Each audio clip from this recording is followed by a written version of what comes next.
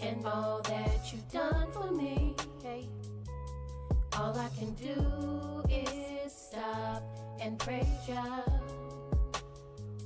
When I think of your mercy and all that you've done for me, all I can do is stop and praise ya, praise ya, hey, praise ya.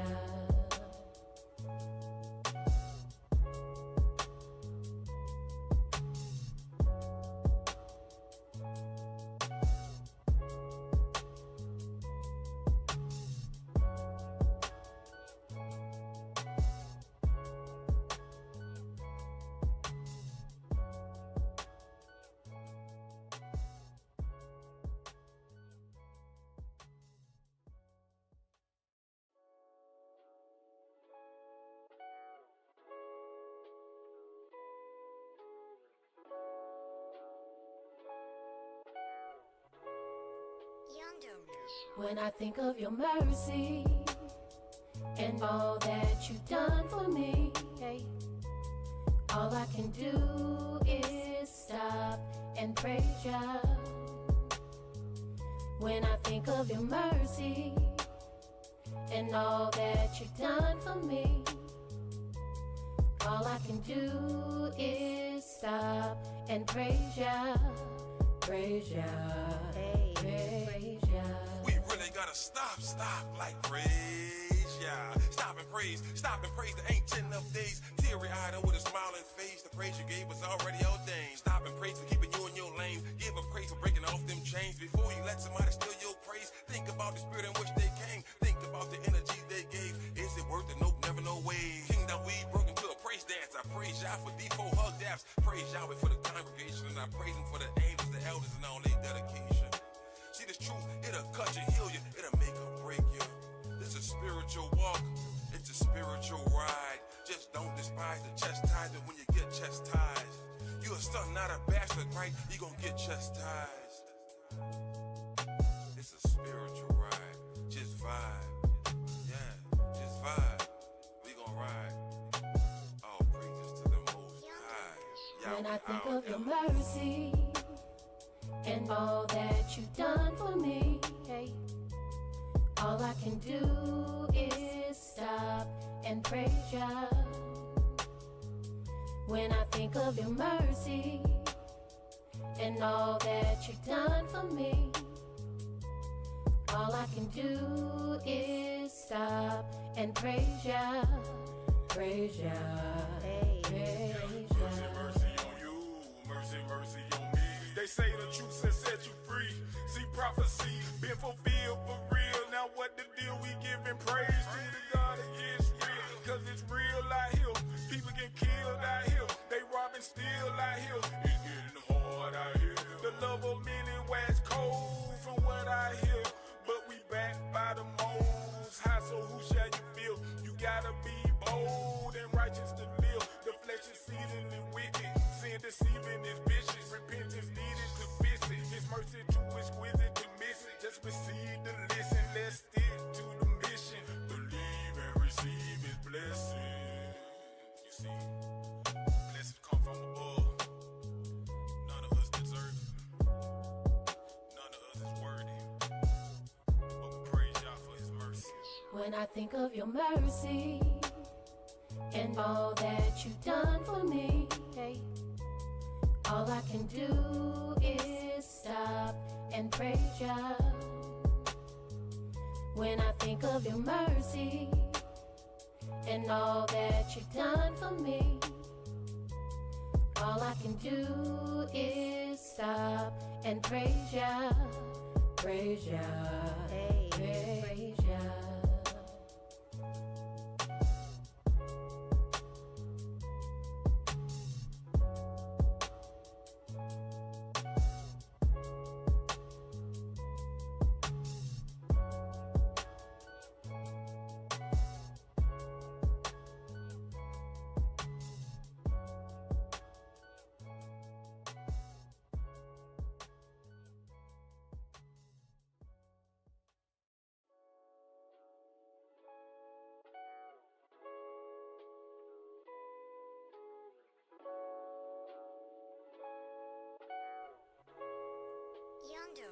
When I think of your mercy and all that you've done for me, hey, all I can do is stop and praise ya.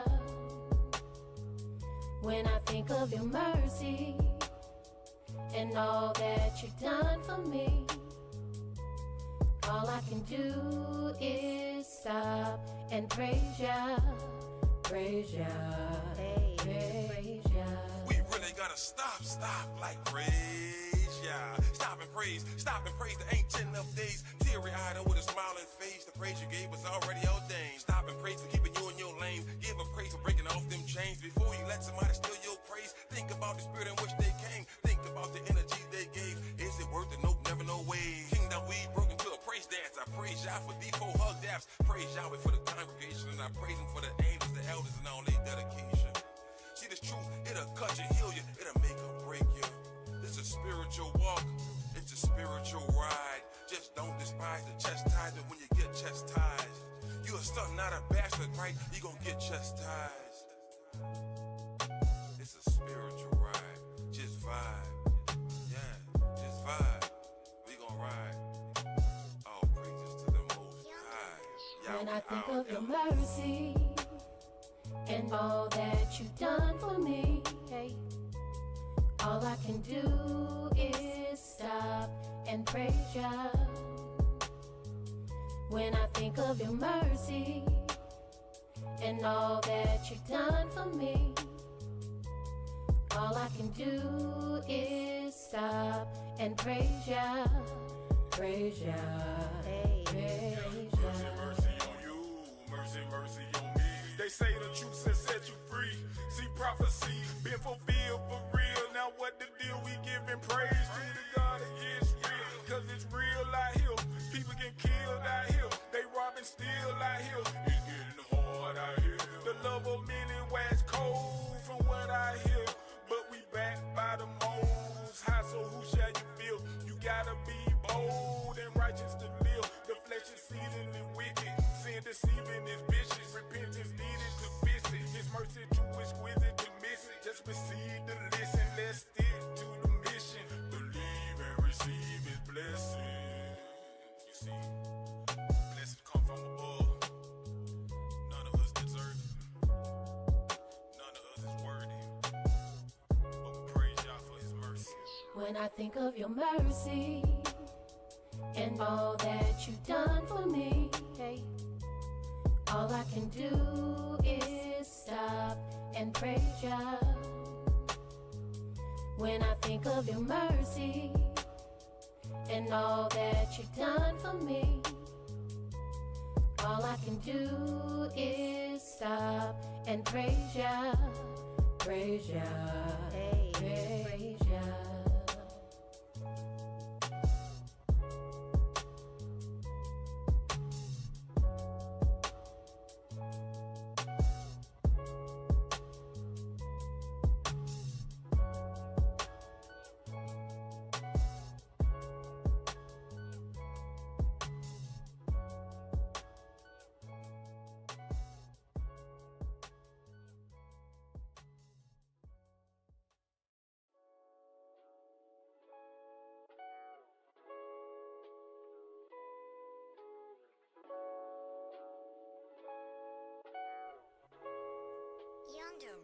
When I think of your mercy and all that you've done for me, hey, all I can do is stop and praise ya.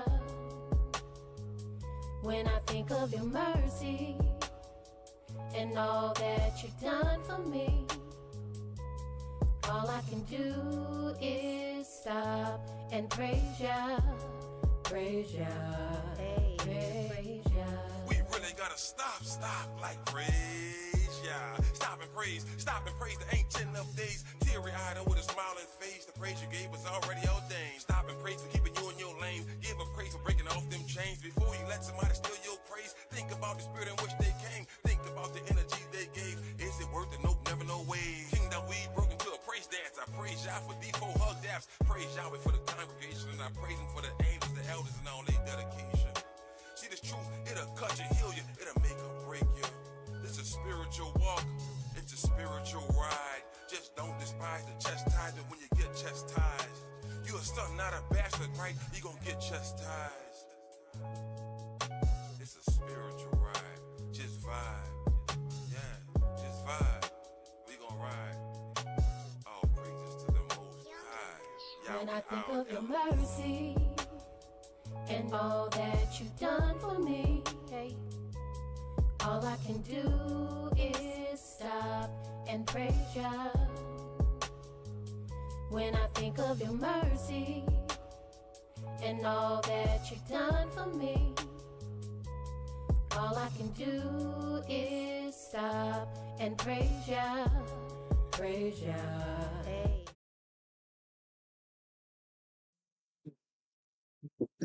Shalom Facebook, Shalom YouTube. Welcome to our prophecy class. Today we're in Isaiah chapter 40.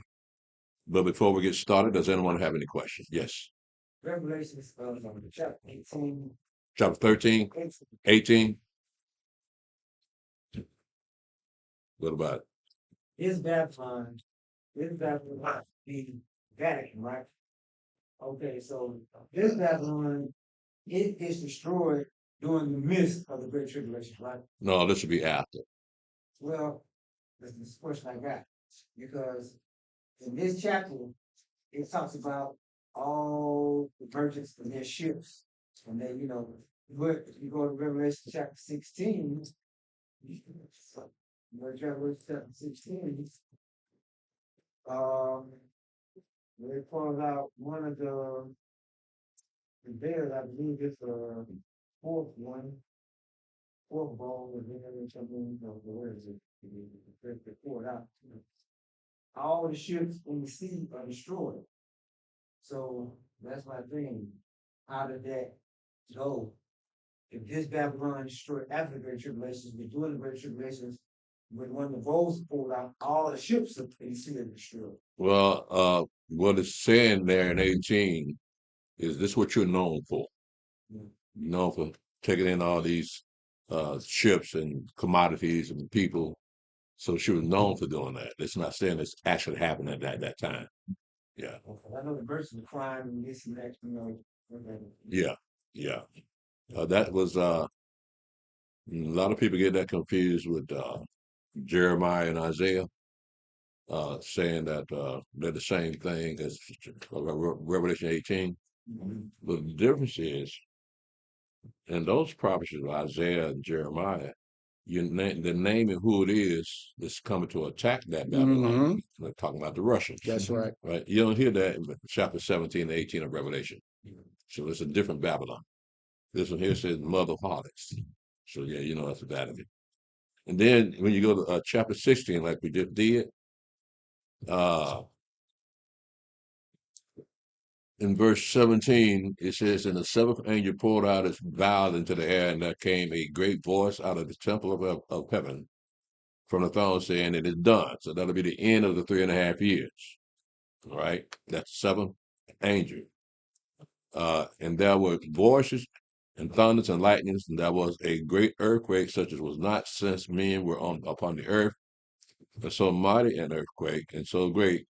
And the great city was divided into 3 parts, and the cities of the nations fell, and great Babylon, or great Rome, came in remembrance before Elohim to give unto her the cup of the wine of the fierceness of his wrath. So now we switch from the 3.5 years to Rome, right? The 3.5 years is over, right? So now Rome is coming to the mind of Yahweh. So now to pay her back for what she's been doing in the earth. That's when chapter 17 and 18 kick in. Okay? Does anyone else have any questions? Yes.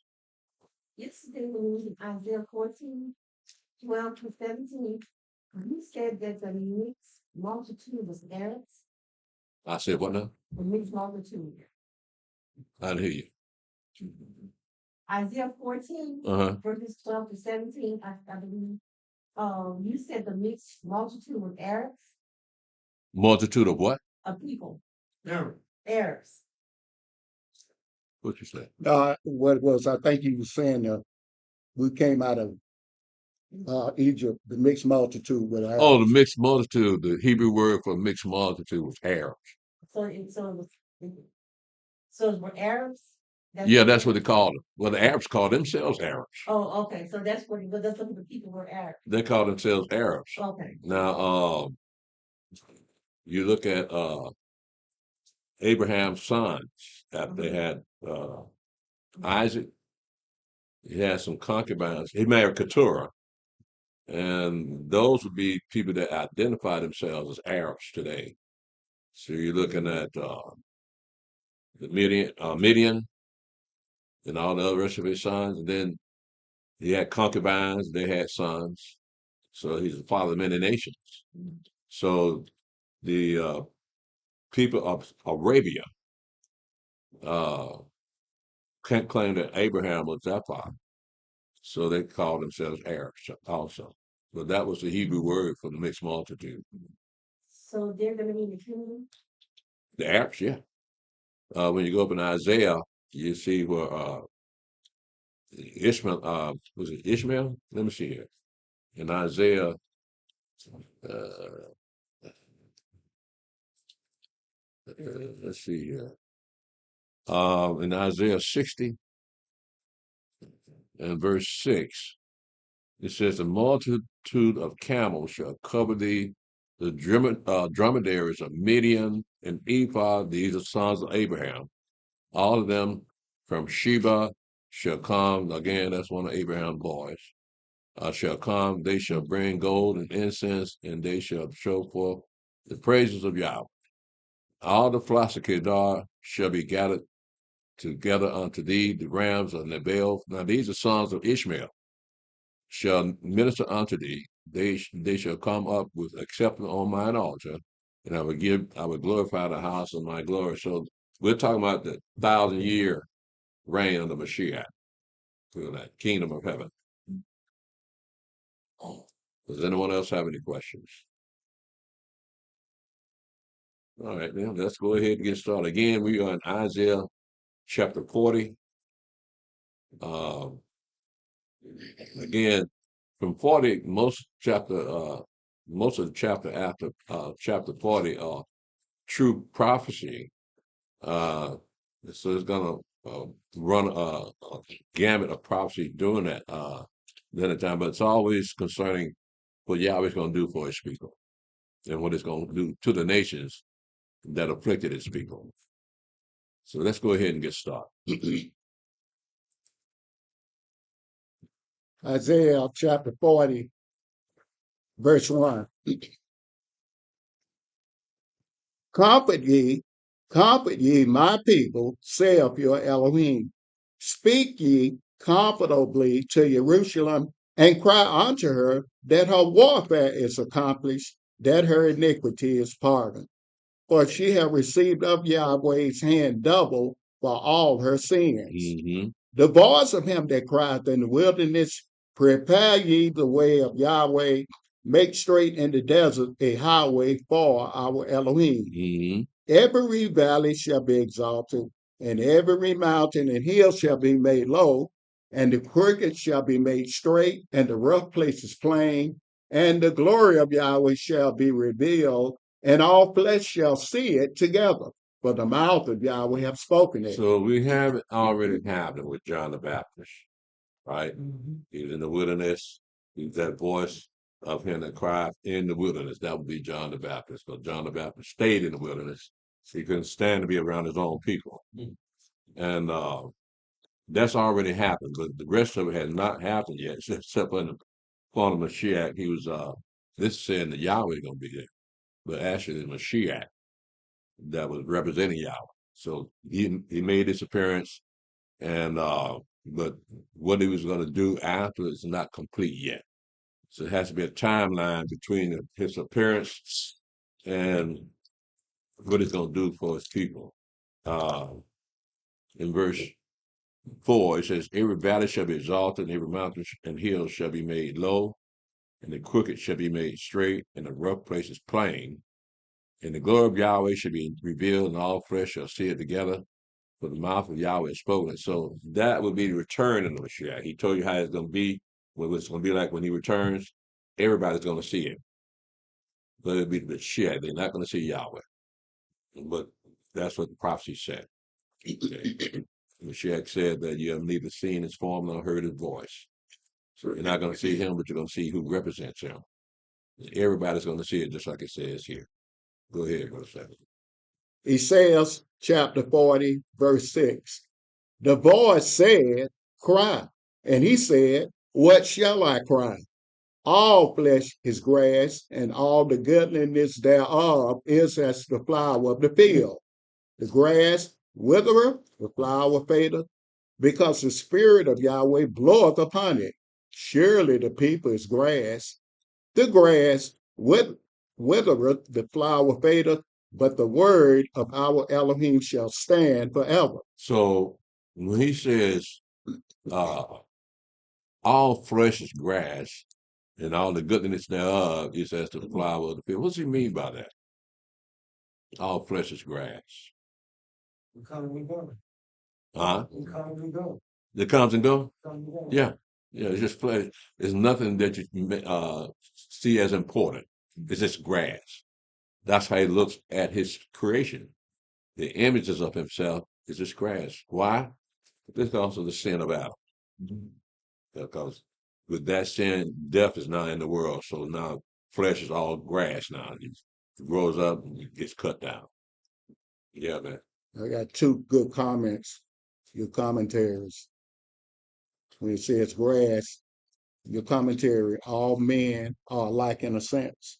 A what? Are alike in a sense. Alike? Yeah. Uh-huh. And then you got down here, we are a special grass. I don't remember saying that, but yeah, I wrote it yeah, down. well, you got. I write your commentaries Well, out. if you say I wrote it, I said it, then that must mean we Bermuda grass.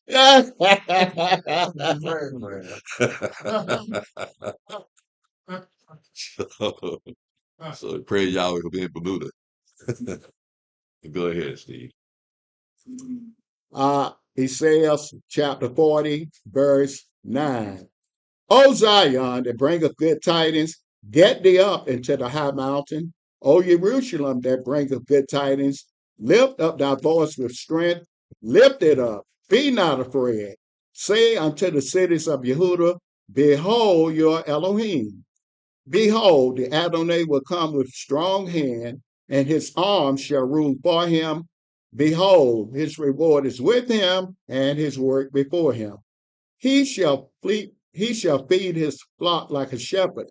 He shall gather the lambs with his arm and carry them in his bosom, and shall gently lead those that are with young. When I was in college, I was in the choir, and we sang one of these songs, one of these verses here. It says in verse 11, he shall feed his flock like a shepherd, and shall gather the lambs with his arm and carry them in his bosom, and shall gently lead those that are with him with young. So that verse they made into a song, a Negro spiritual, and we sang that song. I know y'all never heard of it, but I know Eddie Yaakov probably heard of it because he and I are not that far apart when it comes to that, Negro spirituals. So I'm pretty sure he would know what I was talking about with this particular verse. But it was a verse that was a song that was written using those very words. He shall feed his flock like a shepherd, hold the young lambs in his bosom. And it's a beautiful song. You might want to Google it to see when you get a chance. Go ahead, Brother Seth. Isaiah chapter 40, verse 12. Who have measured the waters in the hollow of his hand, and meted out heaven with the span, and comprehended the dust of the earth in a measure, and weighed the mountains in scales, and the hills in a balance? Do you notice how he's talking about Yahweh in this manner? That man can't do this. Right. Right? He says, who have measured the waters in the hollow of his hand, and meted out heaven and with the span, and comprehended the dust of the earth in a measure, and weighed the mountains in scales and the hills in a balance. You see how he relates that to what man does? Because man uses balances and uses scales, so Yahweh uses those things. So he's trying to relate what man does to what Yahweh does. But man cannot weigh the mountains in scales. Right? It's impossible. He don't have a scale, don't know how to do it. But Yahweh can. Yeah, man. That explains why these scientists always claim that these bones, dinosaur bones, millions of years old and stuff, right? They be claiming that it's millions. How do they know that it's a million years old? The bones of what? Men? Dinosaurs. Of Dinosaurs? yeah. They be saying that They're millions of years old? Yeah. Every time I hear the word million, I said, what kind of technology would say that? How do they know? The white man said it, right? There you It go. must be true. Got to be right. Yeah. Right? No. If he says a millions of years old, you gotta take him at the word for it, man. Been down my job, he'd say, the right man is the white man is the right man. Yeah. Yeah. There was a guy that worked at Sims, I think who it was, and I'd be glanced over. And he was studying the dinosaur bones, and he found living flesh on them. Oh. And he reported it. So they wound up firing them and shutting them down, but he found living flesh on a dinosaur bone. They business, there should be no flesh on their period, you know what I'm saying? Like living like dead, like living up with like dead flesh, like flesh on dinosaur bone. This is the never see nothing left. So this is Whatever happened to him? he wound up getting fired from that museum. You know, he worked for the museum, one of those like their curators, whatever, but he was studying it and found like flesh, it's still fresh, and we won't use it to be no fresh food, you know what I mean? So they wanted to find got out. Yeah, well, yeah, no, to show you the enormity of their lies. I mean, they can say anything, man. Write books about it and make it seem true. So, well, like Joseph was saying, how they know how to measure a million years?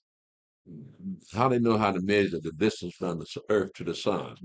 Wow. 93 million miles. You can't even look a mile. You can measure 93 million miles just by formulas, math formulas, and theories. Now, the Earth, they proved that the Earth was round uh, using the Pythagorean theory. Right. But the problem is, it's a theory. This hadn't been proven yet. So they're going by the theories as facts instead of looking at what it really saying here.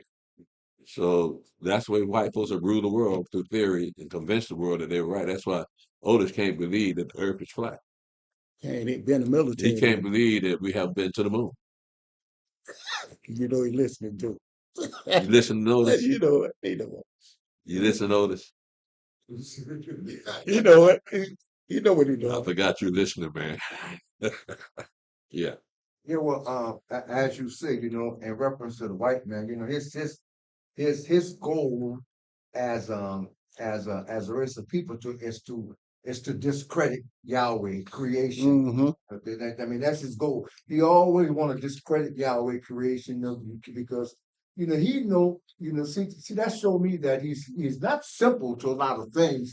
He is knowledgeable about a lot of things, and that the earth was given unto our forefathers, and we're going to inherit. So his idea is to just destroy everything. Yeah, I know. But that's why it was so important for us to keep those commandments so we would rule the world. Yeah. Rule the world in righteousness. But it wasn't meant to be that way, because if that was the case, we wouldn't be here. Right? Reading about what we're supposed to do. Right. So Yahweh gave the earth into the hands of white people. Yeah. And so this is how they rule the world, by deception. Right. And all types of misunderstandings. Manipulation. Yeah, manipulation, right. So this is how they rule the world. And what Yahweh showed us, this is how the Gentiles rule the world. I don't want you to rule the world like that. No. You're going to be you're going to rule the world, but you're going to be rooted in righteousness and truth. Right. Yeah. So people are going to know the difference between how we rule and how the white people rule. Yeah. And white people are going to be glad we did. Yeah.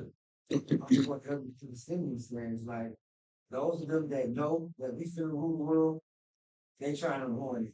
They're trying to destroy it. They're trying to poison it. They do everything they can to make the world be that happens to be that when we come to rule, it's nothing worth ruling. Mhm. It seems like that's what they try to do with all these chemical spreads and stuff they doing around the world. They're just destroying the earth, like intentionally just digging up everything. Like there's no purpose in all what y'all doing. It's like y'all just the ones that have nothing worth ruling. Y'all know we're gonna take over. Well, yeah, well, it had to be profitable to them to destroy the world.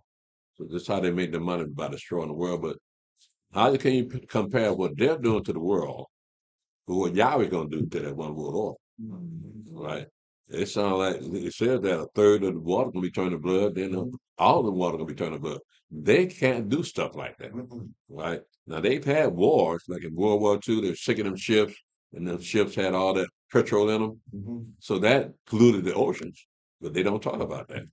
But this time, even though they're trying to destroy the earth, ecosystem, and environment, that word is going to be destroyed by Yahweh with the trumpet of destruction, vials of wrath. So yeah, let them do what they want to do, because after it's all over, you're going to have that temple built in Jerusalem, and that water coming out that temple will cleanse all the waters of the earth. So we already declared the end from the beginning for us, so that we won't be concerned. It might be a little rough, but Yahweh still took care of his people when they were in the wilderness before. Remember how they murmured about because they didn't have any water? Well, you're gonna have to worry about that now. Yeah, man. Yeah, Yahweh is the author of this whole thing, but when you actually look at it, who do Yahweh have behind the curtain? Satan is the one pushing them to do that, right? They think they're doing that on their own. But Yeah. Satan is just trying to, same way like the story of Job, he's just trying to tell Yahweh, no, it's not going to be like that. No. Yeah. No, we see what he's doing. Yeah, Satan is Following the script, he's doing the same thing they said they're gonna do. So, but we know that Yahweh's gonna prevail. He's gonna bring his people out of their captivity, and that's why the Mashiach could not manifest himself as king at the time of his first manifestation. Yeah. Right, because the rest of these prophecies got to come to pass concerning us. This had to go down. Then you got the 3.5 years of great tribulation. That's got to go down before he takes over. So letting the word of Yahweh come first. Then he gonna show up. Yeah. They looking at it. We used to look at it when we was kids, even now. We see Gentiles implode building. Oh man, that's one step for progress of man. They tearing up stuff and then they dam up lakes and make artificial, lakes and all that. Well, that's Satan moving them people to destroy our inheritance. Yeah, I We, know. we never thought about it that way. I know. Yeah, you're right. Satan be glad to destroy Yahweh's creation. But Yahweh said that earth was made to be inhabited. Right. Yeah. Yeah, Elder. Now, in reference to us as a race of people or nation of people, correct me if I'm wrong. I think it was it Nicholas V that instituted slavery? Nicholas V? Yeah, Pope No. Nicholas. Well, slavery has always been around, even before the Gentiles. I mean, but were as slaves. far as us, the transatlantic slave trade. Well, when we had our own land, right, called it Kingdom of Judah, right, and they call it Sweden. All right. Well, we enslaved people while we were in our land. Yeah. But what happened was that the homie people came and enslaved us and sold us to these white people. All right. Right. So slavery was around long before Nicholas. Yeah. Yeah. And who enslaved us? Yeah. Yeah. Well, we look at when our father went into we're under the tribute of other nations. That's a form of slavery. Right. Right. Yeah. So beginning at Zedekiah, at the end of his reign, that's when we became tributaries to the rest of the nation. All right. Right. So we're looking at the slavery here in America, unlike any other slavery in history. Right. So we got everything detailed here in the prophecies Right. of what they were going to be doing to our people. And so they got to answer what they did to Yahweh's people. Yeah. Right. Yeah. But again, slavery coming back. Yeah, yes, it's coming Yeah. back. Yes, it's definitely coming back. They're going to be like the slavery here in America, though. They're going to be glad to be our slave. Yeah. Because they can look at us and tell that we used to be slaves too. And we don't want to treat anybody like we were treated. We're not that kind of people. Right. So Yeah, they'll probably stand in line to be our slave. I heard, I might have seen it on YouTube where a white boy was up in the white boy said, look, I said, man, so he basically was talking to his people, and the white folks. He said, look, he said, man, he said, y'all we as a race of people, talking about the white man, he said, we never could match. We never could match the black men in America or the black people of America because they basically he was saying they are superior over us. He said we wipe their history away, made mockery of them, and now it's coming to the point where though now our eyes begin to open and we begin to see who they really are. It's not just them Negroes who came over here with the transatlantic slave. He said, those who we made mockery of and cast aside. He said, these are the Jews, man. White boy, Are they getting scared now? trembling. I'll be scared too. They're trembling now. Yeah, 'cause Yeah. they know what they did to us. Yeah. And they don't tell about his word, they mean, there's nothing they can do this. Yeah. They can't, they can't. They might kill someone, they just shoot somebody, street in there, but as a whole, there's nothing they can do to us, period. They just start, they know who celebration was. According to this Bible, they gonna lose. Yeah. They gonna lose. They Yeah, I can't know. lose. They can't lose. There's nothing they can do. Satan got them deceived. Mhm. Yeah, because he gave them a religion. Yeah, man. I just want to say, white people, the Catholic Church, all that was involved is on the internet, and the internet is telling the story of what they did to black people. Mm-hmm. Who did the black people? Who?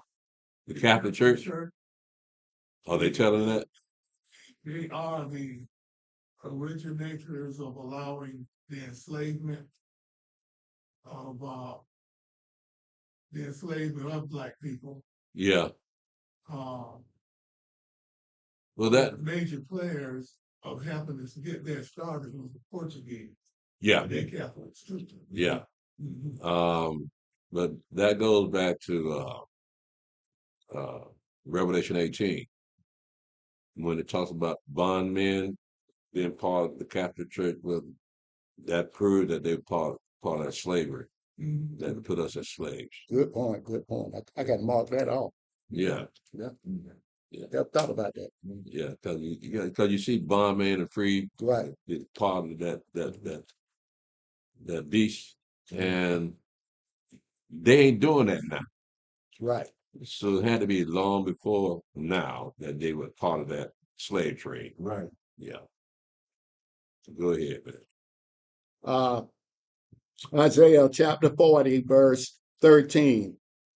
Who has directed the spirit of Yahweh, or being his counselor, have taught him? Now well, go ahead, continue because it's gonna be something else that's gonna be showing here. Go ahead. Verse 14. With whom took he counsel, and who instructed him, and taught him in the path of judgment, and taught him knowledge, and showed to him the way of understanding. But again, what we have here are people that disagree with Yahweh. That disagree with the way he do things. You flesh, but you disagree with someone that's not flesh. That you could have done it better. Yahweh is not being fair. That's what I've heard them say. Yahweh is not fair. You don't have to be fair. He's just right. You're right. You may not look at it like that, but he's right. Right? So who are you to speak against what Yahweh says and does? He's always right. He's never wrong. He don't lie, don't do anything that the flesh does. So it says here in verse 13, who have directed the spirit of Yahweh, being his counselor, have taught him. With whom took he counsel, and who instructed him, and taught him in the path of judgment, and taught him knowledge, and showed to him the way of understanding. Don't that kind of sound like what Yahweh said to Job? Mhm. He said the same thing. Right? Let's stop here. Let's go read a little bit of it. Gird up your loins, boy. You're going to talk to me, huh, Elder? Yeah.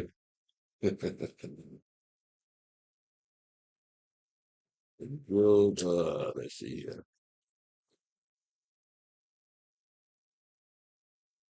In Job chapter 38, this beginning of what Yahweh is speaking to Job, because that Yahweh hadn't talked to anybody yet. But now all of a sudden he busts forth on the scene. Mm. It says in verse 1, then Yahweh answered Job out of the whirlwind and said, who is this that darkeneth counsel by words without knowledge? Gird now thy loins like a man, for I will demand of thee, and answer thou me. What was thou when I laid the foundations of the earth? Declare if thou hast understanding. Who have laid the measure thereof, if thou know it? Or who have stretched the line upon it? Whereupon are the foundations thereof fastened, and who laid the cornerstone thereof? When the morning stars sang together, and all the sons of Elohim shouted for joy. So you keep on reading, you see that who did all these things, Job? Mm. I did all these things, right? So we got the same thing in verse 13 and 14 in Isaiah. Who have directed the spirit of Yahweh, or being his counselor, have taught him, with whom took he counsel, and who instructed him, and taught him the path of judgment, and taught him knowledge, and showed to him the way of understanding. This you can't do this to your creator. Your creator created you. You didn't create him. Right? So how dare you question him? How dare you think you could tell him what to do? You sinful flesh. When you pray, you have to ask for forgiveness for your sins. So being sinful flesh, how can you counsel someone that's not sinful?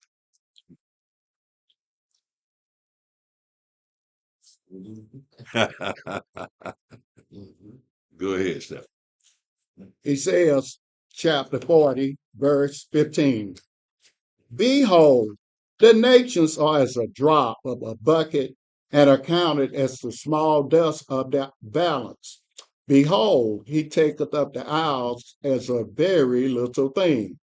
And Lebanon is not sufficient to burn, nor the beasts thereof sufficient for a burnt offering. All nations before him are as nothing, and they are counted to him less than nothing in vanity. Mm. To whom then will you liken Elohim, or what likeness will you compare unto him? The workman melted a graven image, and the goldsmith spread it over with gold, and cast of silver chains. He that is so impoverished that he has no oblation chooses a tree that will not rot. He seeketh unto him a cunning workman to prepare a graven image that shall not be moved. Have you not known? Have you not heard? Has it not been told you from the beginning? Have you not understood from the foundations of the earth? It is he that sitteth upon the circle of the earth, and the inhabitants thereof are as grasshoppers, that stretches out the heavens as a curtain, and spreadeth them out as a tent to dwell in. Now, that particular verse that I have in my commentary, in Bible's commentary, them saying that this justifies people believing that the earth is round. Right. That particular verse there. Now, but when you look up that word circle in the Strong's Concordance, it just means circuit. It's like 285 goes around Atlanta. That's a circuit. So that's the better word they should have used was circuit, not circle. But I imagine they did that on purpose to justify believing that the world is round when it's not. And to prove that, when you get a chance, it's either on our website where NASA said that the Earth is flat. If you can't find it, I got a copy of the NASA report that says that the Earth is flat. I got it in my office. So when I get a chance, come on back there and look at it. It's a NASA document. It got NASA wrote out on it, saying that the Earth is flat. Yeah. Even with the earth being flat, it's still kind of round like a plate, like, right? That's still a configuration, still a geometric shape. I don't know if the Earth is in a geometric shape. It's flat, but it's got different coastlines and different mountains and valleys. So it's not in a geometric shape as a circle or as round. It's got different edges on it, so it really can't measure what the you can't say circumference, but how the Earth looks from space. Like when you go back out now, we know NASA put that CG out there, letting you think that the Earth is round. But if you had a true picture of the Earth, then you would see the actual the shape of the Earth, whether it's round or not. I don't think it's round. It's just got too many jagged edges and coastlines to be perfectly round. Yeah, yeah, man. Now, as you said, in reference to the dimensions of the earth, Yahweh said, to put more or less to put man interpretation and of the earth as round. Yahweh said, I'm gonna scatter my people to the four corners. Yeah. Now, as you said, a ball don't have no corners. That's right. So who is telling the truth? That's what I tell him. Who tell him? Who That's you gonna not believe? even a question. Who you gonna believe? The white man or the word of God?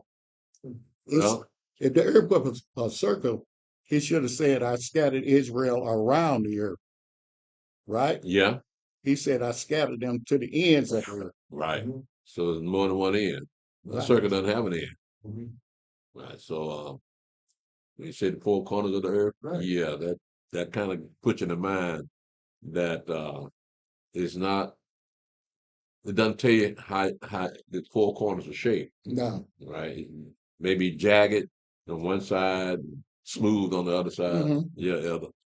Antarctica is a mystery because the nations did sign an agreement about 80-something years ago or something like that, not to acknowledge whatever they found in Antarctica. They don't want the masses to know about it. Mm-hmm. Yeah, I know. Okay. So it's just another mystery. No, you gotta wonder why Yeah. they don't want nobody to know what's up in there. Mhm. Because remember the journey of Admiral Byrd? He's the one who discovered Antarctica, what's inside of Antarctica. Mhm. And what he said goes against what the common thought of how the earth is shaped. Because what he saw was an ice wall, Mm-hmm. right? So you look, and I got a map in there with the flat earth, and it has an ice wall around the earth. So that's why they don't want people going up in Antarctica to see that big wall, because it is a wall there. That's why they haven't been in space. They haven't even been to the moon. First of all, because you got the Van Allen belt that will destroy all your computers in the ship. Right. But it's still a wall that they can't penetrate that covers the earth. That's the firmament. Because I don't know if y'all saw this video of these white boys sent a rocket straight up. It didn't go in the curve like you got the shuttle do. It went straight up. And they had a camera attached to it. Mm-hmm. And after a while, it bumped into something. Right. And it came back down. You heard it go boom, and then it came back down. Mm-hmm. So NASA, when white folks tell a lie, bro, you got to hand it to them. They tell the best lies on Earth, and they get paid. Yeah. Right? So they make you think that white folk been out in space, been up to the moon, and they got some kind of machine that's on Mars right now, taking pictures of Mars. Yeah. That's my white folk. You got to admire for that, how detailed their lies are. So I can't think in that frame of mind how detailed my lie going to be. My lie is just enough to last about a half hour. So, Now, I like the way you said that because I seen another program and the program had said that all those who had more or less was the father of different religions, like the Baptist, the Pentecostal, the Methodist, the Episcopalian, the Jehovah Witness. They all said, look, the reason why we was the father of these religions and brought these religions into existence was to deceive the children of Israel. I'm gonna take the loop. You know, your fault to the devil.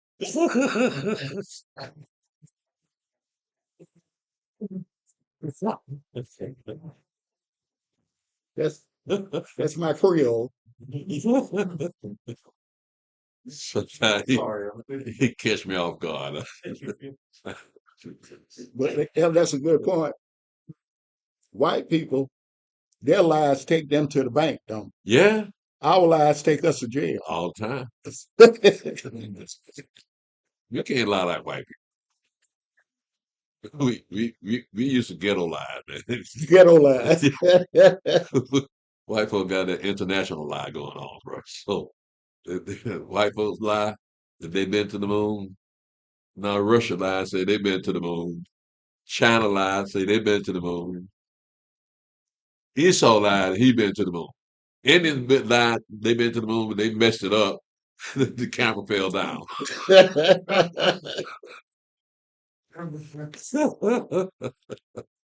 So everybody got the best lies except us. And I don't think if one African country ever even thought about sending a rocket to the moon, a spaceship to the moon. They don't think of those terms. No. Yeah. Huh? We don't have no money yet. Well, I know. What you doing about lions and stuff? I don't know about this stuff. They got lions and worry about them lions out there. Them hyenas and all that. See, the white folk got to worry about them kind of animals. Chinese and all. They don't have to worry about them kind of animals. The higher they been is a giraffe neck. That's about all they can get up. That's sure. Well, what they gonna do if they go to the moon? Huh? What the Africans gonna do if they go to the moon? Eat everything up there. No, they bring them animals with them. And the wild oxen. But you know what? It's funny how they got everything. I like my boy Trump. I think Trump, but Trump is even talking about them going to the moon. Boy, they got this thing jammed up. Yeah, I know, man, but that's just to distract you. Yeah, I do it. All right, they don't want you to see what the real world is saying. So I got to get it to them. They are great deceivers. Yeah, they are very great deceivers. How you think they rule the world? They rule the world through this deception. Right? So if you're going to deceive somebody, you got to have Satan on your side to show you how to deceive the whole world. Yeah, cool. Whole world belongs to Satan. So they tell white folks how to rule the world through lies and deception. Yeah. Who gonna stop you? You got all the money, you got all the military, and if somebody say something against you, you can kill them. That's right. That'll be the end of that. Let's go ahead and continue, brother. All right. Isaiah chapter 40, verse 22 again. It is he that sitteth upon the circle of the earth, and the inhabitants thereof are as grasshoppers, that stretches out the heavens as a curtain, and spreadeth them out as a tent to dwell in, that bringeth the princes to nothing, he maketh the judges of the earth as vanity. Yea, they shall not be planted, yea, they shall not be sown. Yea, their stock shall not take root in the earth, and he shall also blow upon them, and they shall wither, and the whirlwind shall take them away as stubble. To whom then will you liken me, or shall I be equal, saith the Holy One? Lift up your eyes on high, and behold who have created these things, that bringeth out their host by number. He calleth them all by names by the greatness of his might, for that he is strong in power, not one faileth. Why sayest thou, O Jacob, and speaketh, O Israel? My way is hid from Yahweh, and my judgment is passed over from my Elohim. I got it right then. Yeah, you did. I Yeah, don't think none of them was here when you said it that way you said it before. yeah, I just said what about Yeah. 1,000 times. Yeah. In verse 27, Steve would always say, what said thou, O Jacob? Right, He right, always said that. right. I said, damn, it look like why did it? I said 100 times, right? Yeah. Finally got it right. Sometimes it take a while. Yeah, some people never learn though. Go ahead, Steve. Isaiah chapter 40, verse 28. Hast thou not known? Hast thou not heard that the everlasting El, Yahweh, the creator of the ends of the earth, fainteth not, neither is weary. There is no searching of his understanding. He giveth power to the faint, and to them that have no might he increases strength. Even the youth shall faint and be weary, and the young men shall utterly fall. But they that wait upon Yahweh shall renew their strength. They shall mount up with wings as eagles. They shall run and not be weary, and they shall walk and not faint. Now, this whole book, this whole chapter here, chapter 40, was meant for people that had lost all hope, that were pressed people, so letting them know that you got a God that can do anything. So how dare you make an image to a God that can't do nothing? And that's what our father was into. So what Isaiah is doing is exalting Yahweh as compared to the idols that they were worshiping, telling her the characteristics, the attributes of Yahweh, that he's a loving Elohim and that he takes care of his people. It doesn't matter who you are as far as the children of Israel are concerned. Uh, in verse 30, in verse 29, he giveth power to the faint, and to them that have no might, he increases strength. That's for people like us. Even if you shall faint and be weary, and the young men shall utterly fall, but they that wait upon Yahweh shall renew their strength. Mhm. They shall mount up with wings of eagles. They shall run and not be weary, and they shall walk and not faint. So again, it's for people that need this. Mhm. White people don't need this. Africans don't need this. Chinese, nobody else needs this but us. Go ahead, Brother Stephen. Let's pick this up in chapter 41, starting at verse 8. Now, the reason I said that is because in chapter 41, it's not really prophetic, but it is. Let me see here.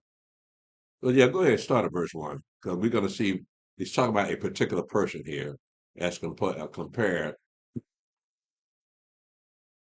Look, see that smile on her face?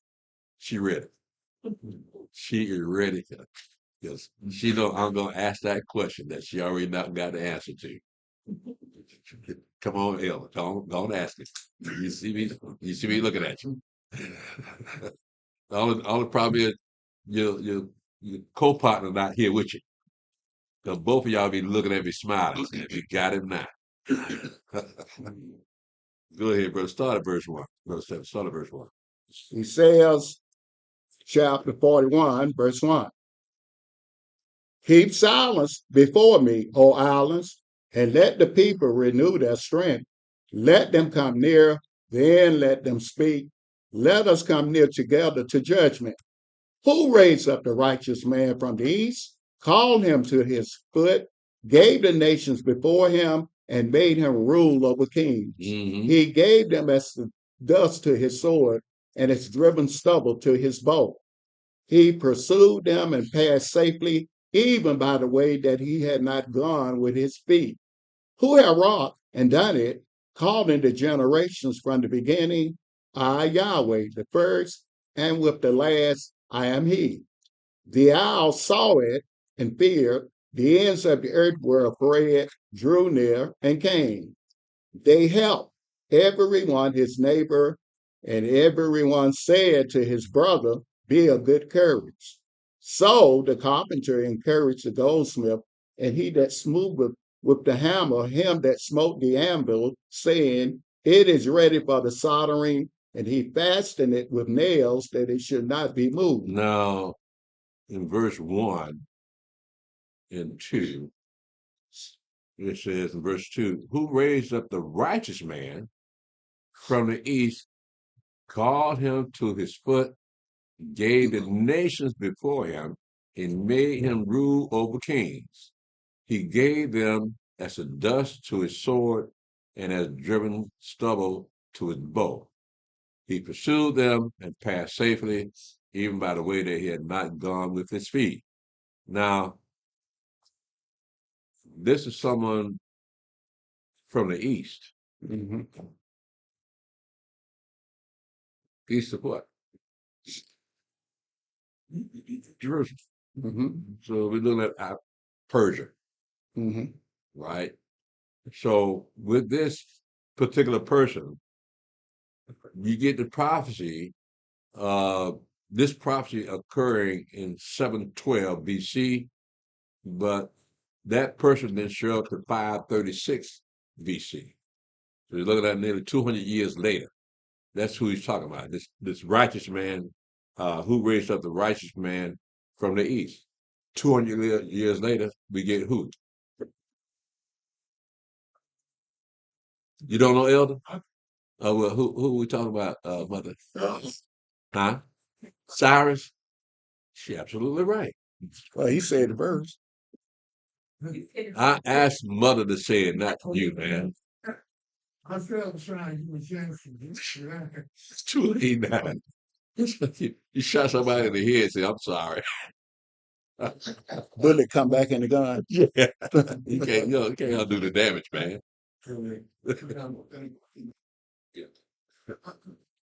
Now, let's go ahead and continue, Brother Stephen. Let's look at the prophecy we're about to read now.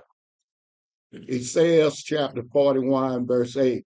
But thou, Israel, art my servant, Jacob, whom I have chosen, the seed of Abraham, my friend. Thou, whom I have taken from the ends of the earth, and called thee from the chief men thereof, and said unto thee, Thou art my servant, I have chosen thee, and not cast thee away. A circle does not have ends. Right. A circle never stops. It's continuous. Other geometric figures have ends, but not a circle. Go ahead, Brother Stephen. Isaiah chapter 41, verse 10.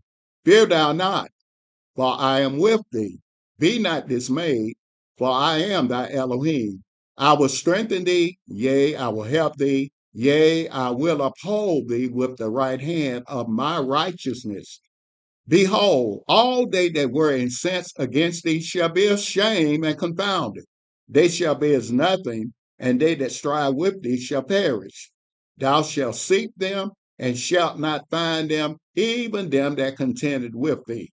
They that war against thee shall be as nothing, and as a thing of naught. Now, look at what he's saying here.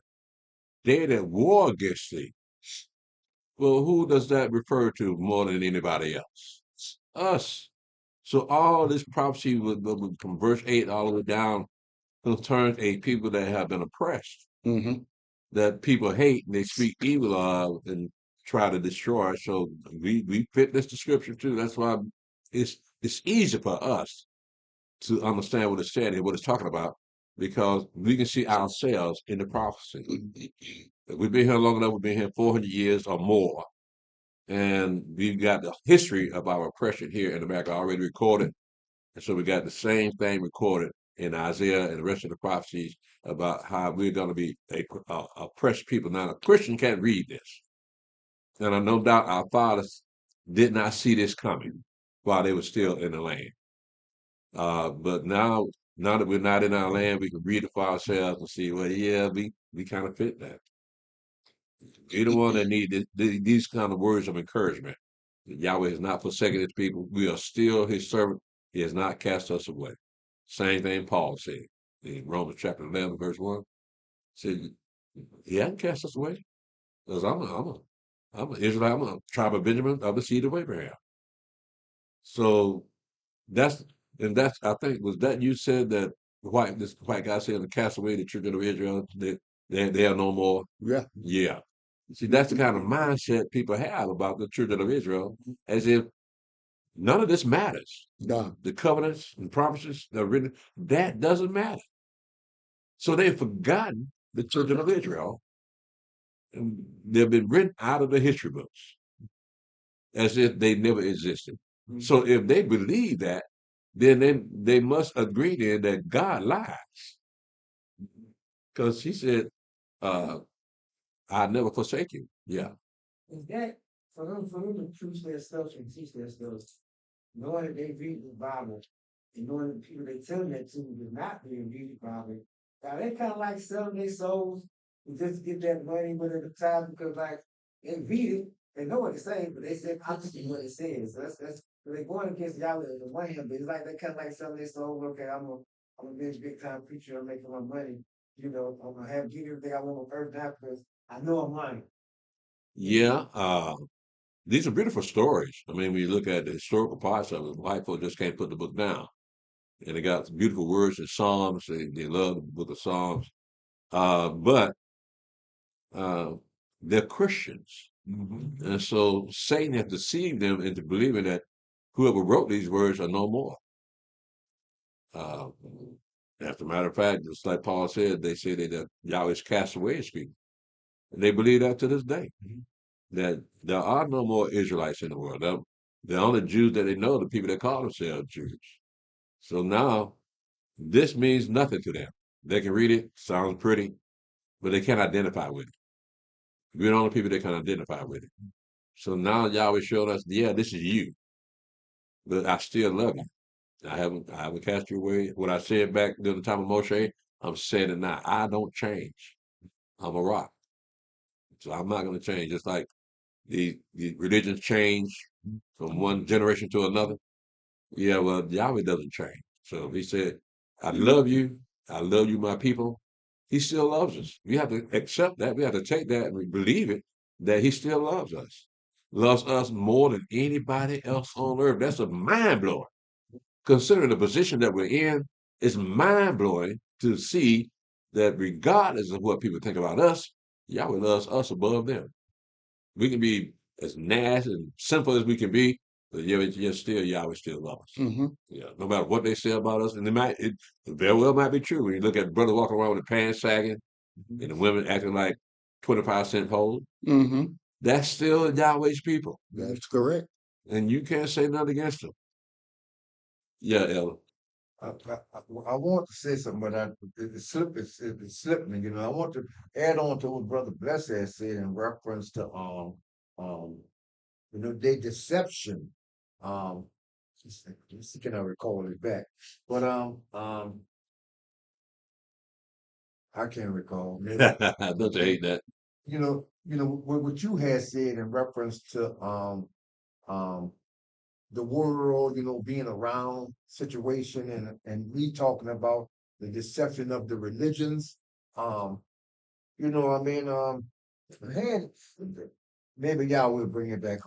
Okay. Yeah. Yeah, let's hold on to that. Yeah, Steve. You can look at it, like you said, they could take verses from an unlearned person, like Yah would say, you shall do these things forever in all your dwellings, right? You got to keep my law. But they'll go up there and then they'll tell an unlearned person or audience, with this religion thing, well, Jesus nailed the law to the cross. Mm-hmm. And then Paul said, seeing y'all don't want to hear this word, no, we turn from y'all and go Gentile. Well, that means God would cast away his people. You can take that verse right there. Yeah. Unlearned. And then he say, and like he say all the time, if you're under grace, you're no longer under law. They can take them three things right there. Yeah. Then build religion and showed you God lied. Yeah. So that's why they look at us like we're crazy. Yeah. You keep the law? You're not supposed to keep God's law. What's the matter with you? Right. There's nothing wrong with us. It's just that we're not Christians. So Be the people of the book. Yeah. And we can't find anywhere in here that God cast away his law. That means he wasted his breath. Mm-hmm. Why would he give us law, then take it away? And why would his son, who had also had law, how come y'all ain't keeping his law? Right. To add on to what you're saying, like when I get up and come to service on Shabbat, they be looking out the window, wonder where this The people in the apartment building? where this clown you're going on the Saturday. Yeah. You understand what I'm saying? Yeah. And they be shocked, but I think y'all would be hitting them home and say, you know something, man? Maybe this man do know the truth. You strange. Yeah. You don't dress like they do. They're scared to come at you, up to you. When they see me with this coupe, when I wasn't wearing this coupe, they used to like to talk. But look like now they When you're wearing a coupe, man, I mean, you probably got some bombs strapped around your waist. So. They stay away from it, bro. Oh, man. But it is a conversation piece. Whether it's wearing the kufi or wearing your garb, it's a conversation piece because they don't see black people dressed like us. Mhm. And they wonder, what kind of people are we? That you don't dress like your regular folk. That's when we get to tell about the truth, right? Someone can stand there and take it, some say, I gotta go. Right. Yeah. Did I still pick it hand going? Okay, go ahead, Brother Stanley. Isaiah chapter 41, verse 13, verse 12. What was that? It's 12. 12. Thou shalt seek them and shalt not find them, even them that contended with thee. They that war against thee shall be as nothing and as a thing of naught. For I, Yahweh, thy Elohim, will hold thy right hand, saying unto thee, Fear not, I will help thee. Fear not, thou worm Yaakov, and you men of Israel. I will help thee, saith Yahweh, and thy Redeemer, the Holy One of Israel. Look what he says, what he calls his people. You're a worm. And I put emphasis on I wouldn't folk do that. I know, But I heard that. I heard y'all, I hope Yaakov heard it. He called his people a worm. Right. A maggot. I mean, it's what it does is solidifies the familiarity that Yahweh has about his people. I know what kind of people you are. You're nothing but a worm. But I'm still gonna take care of it, even though you're a worm. Right. Right? Look what it said. Fear not, thou worm, how cold. See, I'm doing it too. And you men of Israel, I will help thee, said Yahweh, and said Yahweh, and thy Redeemer, the Holy One of Israel. You're a worm to me, but I'm still gonna help you. Go ahead, Brother Stephen. He says, chapter 41, verse 15. Behold, I will make thee a new sharp threshing instrument having teeth. Thou shalt thresh the mountain and beat them small, and shall make the hills as chaff. Thou shalt fan them, and the wind shall carry them away, and the whirlwind shall scatter them. And thou shalt rejoice in Yahweh, and shall glory in the Holy One of Israel. When the poor and needy seek water, and there is none, and their tongue felleth for thirst, I, Yahweh, will hear them. I, the Elohim of Israel, will not forsake them. I will open rivers in high places and fountains in the midst of the valleys. I will make the wilderness a pool of water, and the dry land springs of water. I will plant in the wilderness the cedar, the shittah tree, and the myrtle, and the yall tree. I will set in the desert the fir tree, and the pine, and the box tree together, that they may see and know and consider and understand together that the hand of Yahweh have done this, and the Holy One of Israel have created it. Mm-hmm. Produce your cause, saith Yahweh. Bring forth your strong reasons, saith the King of Yaakov. Let them bring them forth and show us what shall happen. Let them show the former things what they be, that we may consider them and know the latter end of them, or declare us things for to come. Show the things that are to come hereafter, that we may know that you are gods. Yea, do good or do evil, that we may be dismayed and behold it together. Now you see what it's saying here in verse 21 to verse 23. He's saying, y'all got prophets. Let them tell you what's gonna. Let them tell me what you're gonna do. Let them forecast the future. Right? You talk about the false prophet. So go ahead, Brother Stephen. Isaiah chapter 41, verse 24. Behold, you are of nothing, and your work of naught. An abomination is he that chooses you. I have raised up one from the north, and he shall come. From the rising of the sun shall he call upon my name, and he shall come upon princes as upon mortar, and as the pot of tread of clay. Wait a minute. Now in verse 2, he said he was raised up. Who raised up the righteous man from the west and called him to his foot and gave the foundation before him, made him rule over kings. He gave them as a dust to his sword and a driven stubble to the bow. And now in verse 25, it says, I have raised up one from the north. And he shall come from the rising of the sun shall he call upon my name, and he shall come upon princes as upon mortar, and as the potter treadeth the clay. Now we're pretty sure by the time Daniel showed Nebuchadnezzar his dreams, Daniel used Yahweh's name, but Nebuchadnezzar never used it. He always called him the God of the Jews, or the God of Daniel, the God of Meshach, Shadrach, and Abednego. But it doesn't say he ever used his name. He was calling on other gods, Marduk, uh, and all the rest of those gods, the Babylonian gods that they called upon. But you never hear him call upon the name. He referred to Yahweh, but he didn't use his name, right? So I imagine that's about as close to using his name as going to get from a heathen, because again they had their own gods. As a matter of fact, Nebuchadnezzar could have considered himself a god. Had that statue built for him, right? So everybody that saw it got to stop doing what they're doing and bow down to that statue of himself. But where he get that idea from? Satan? No, not quite. What he did was he had that dream, right? And Daniel explained to him what he saw, because the rest of the people couldn't tell him because he didn't know, right? So he had a dream of a giant person, a tall person, got all these different levels to it. So he took that vision the dream that he had that Daniel explained to him, and made a vision, a statue of himself. So yeah, if you're gonna make a statue, you say, yeah, it's coming from Satan. So Satan must have put it in his heart to do it. But coming from what Daniel explained to him about that dream. All right, go ahead, brother. He says, chapter 41, verse 26.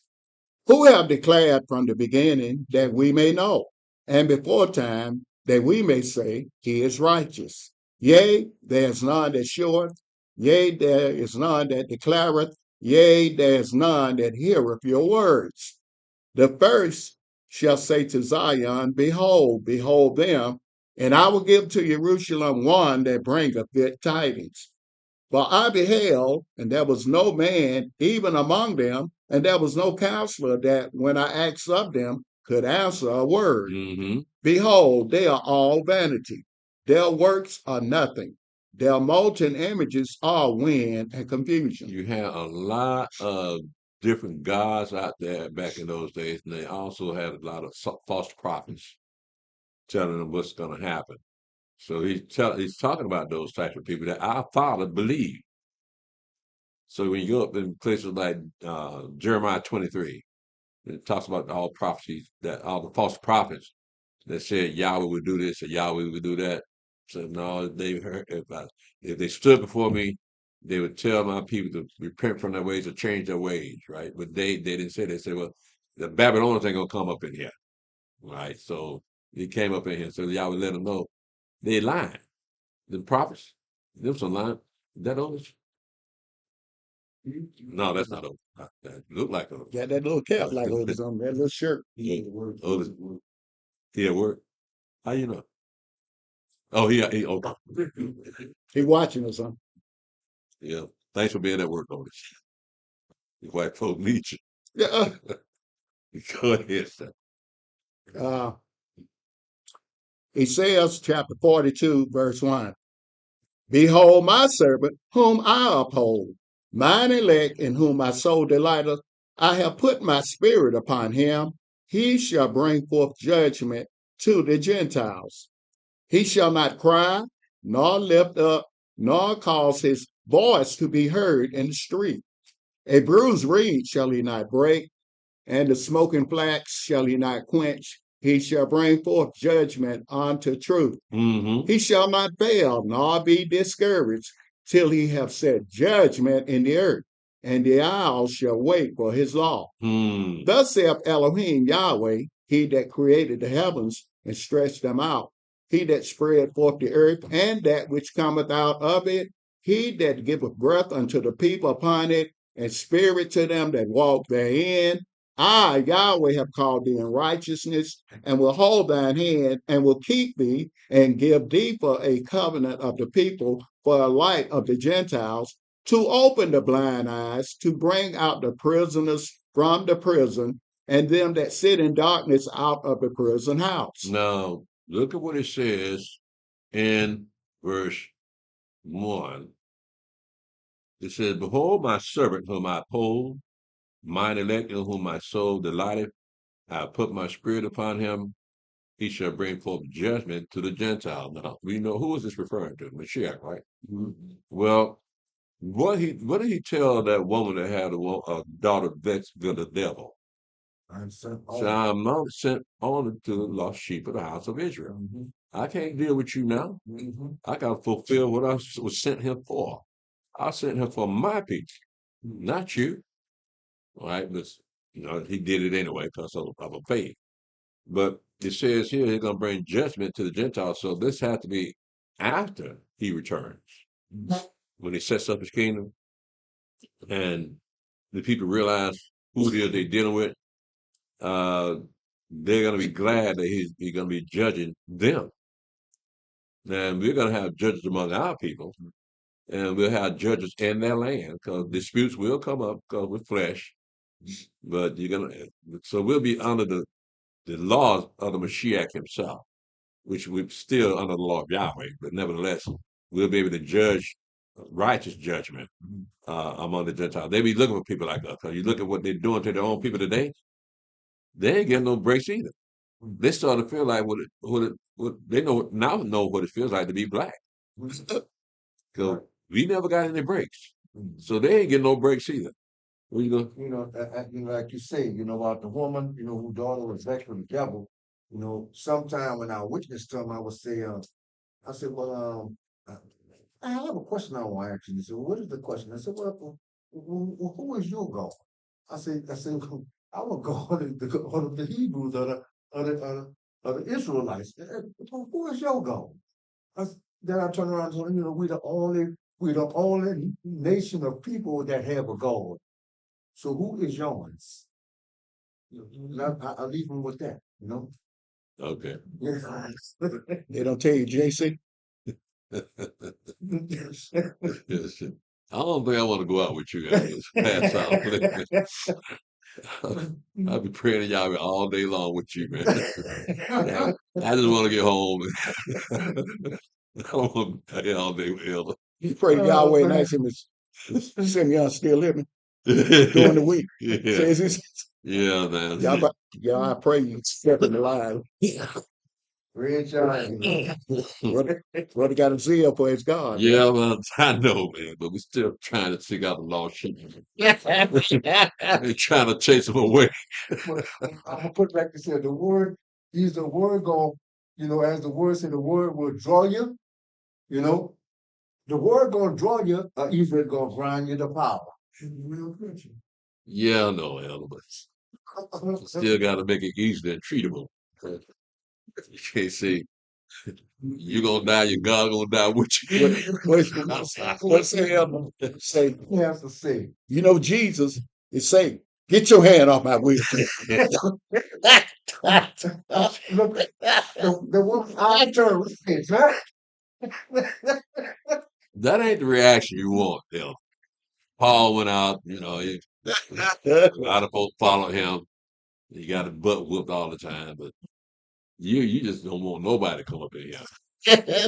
Shit, they put out. You're gonna have folks marching around our building, man, with signs saying, "This man said JC is the devil." Be on television. I'm trying to explain things. Ain't nobody listening. Praise Yahweh. So we see in here in verse 7, to open the blind eye, to bring out the prisoners from the prison, and them that sit in darkness out of the prison house. So who is referring to with that? What's the prison house? What's the prison? Prison house is the earth. The earth? Yeah. Anybody agree with that? Is it the earth, the prison house? So if you're gonna bring them out of the earth, where they going? Earth, which is no, let me break it down. All right, I say the earth is he gonna call them out of the earth, which is our people, out of darkness, which is in the prison house of the damned, which is the realm the realm of death, huh? Realm of what? The realm of death.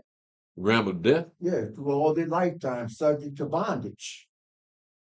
Well, you're talking about uh, the kingdom of Elohim, kingdom of God, then, right?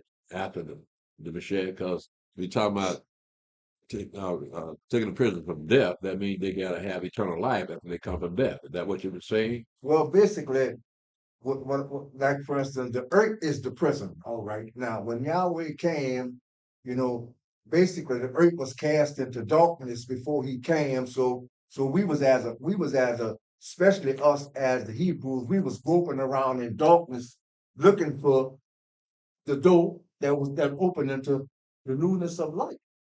So, what darkness was that? Darkness was the darkness of sin. Ah, so we were prisoners of sin. There you go. Well, maybe we can look at it a little differently. All right. All right. It says to open the blind eye, to bring out the prisoners from prison, and them that sit in darkness out of the prison house. Mm-hmm. Why we look at it as religion? Mm-hmm. Now, that's a better answer than what I had. You know? You go for the throat, elder. You know. I go for the what? Yeah, you go for the throat, man. So if you use a scalpel, you use an axe. They're in the prison houses right now. Should we speak, right? Yeah, we're in the prison. Well, no, prison is religion. That's what I'm saying. They're in the prison houses in these churches, right? Oh yeah. Yeah. Today, Yeah. as a matter of fact. As we speak right now, they're having service. Yeah, they're having service and they got to pay to stay in the prison house. It's supposed to get bonded out. That's right. You never thought about that. Yeah. You got to pay to stay in the prison. Stay huh? in prison. Ain't nobody gonna bail you out. Yeah, I thought that's something. Go ahead, man. Okay. Isaiah chapter 42, verse 8. I am Yahweh, that is my name, and my glory will I not give to another, neither my praise to graven images. Behold, the former things are come to pass, and new things do I declare. Before they spring forth, I tell you of them. Sing unto Yahweh a new song, and his praise from the end of the earth. You that go down to the sea, and all that is therein, the isles and the inhabitants thereof. Let the wilderness and the cities thereof lift up their voice, the villages that Kedar does inhabit. Let the inhabitants of the rock sing, let them shout from the top of the mountains. Let them give glory unto Yahweh and declare his praise in the islands. Yahweh shall go forth as a mighty man. He shall stir up jealousy like a man of war. He shall cry, yea, roar. He shall prevail against his enemies. I have long time holden my peace. I have been still and refrained myself. Now will I cry like a travailing woman. I will destroy and devour at once. Now, I understand what he's saying here, because you got to wonder, how can God have enemies? Why would he even be concerned about his enemies? He's God. He's Yah. So, who can be his enemy? Satan? No, it's talking about people here, right? Uh, Let me see, where is that at? Oh, yeah, in verse 13. Yahweh shall go forth as a mighty man. He shall stir up jealousy like a man of war. He shall cry, yea, roar. He shall prevail against his enemy. Yeah. Enemies of his people. Enemies of his people? Our enemies are his enemies. Yeah. Yeah. When you enemies with Yahweh's people, you're enemies with Yahweh. Right. So that's why you can't speak anything against Yahweh's people, because you speak anything against them, then you're speaking against him. Yeah. Now, when you go up into 2 Samuel, I think, let's look at that. 2 Samuel chapter 12. Let's see here.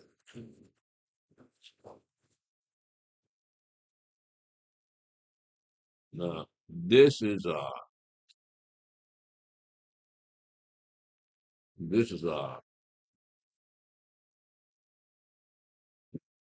concerning David's sin with Bathsheba. right? Uh, uh, and I picked this up in verse 13. 2 Samuel 12, verse 13. It says, and David said unto Nathan, I have sinned against Yahweh. And Nathan said unto David, Yahweh also hath put away thy sin, thou shalt not die. Albeit because by this deed thou hast given great occasion to the enemies of Yahweh to blaspheme. The child also that is born unto thee shall surely die. So again, we got the reference that Yahweh has enemies. So we know how powerful Yahweh is, then the enemies must be the enemies of Yahweh's people. Right. So it gives occasion for them to blaspheme. Right. Yahweh don't want his name blasphemed. But what it shows is that there are enemies of his people in the earth. Yeah. And we can't do anything to bring shame to Yahweh. Yeah, man.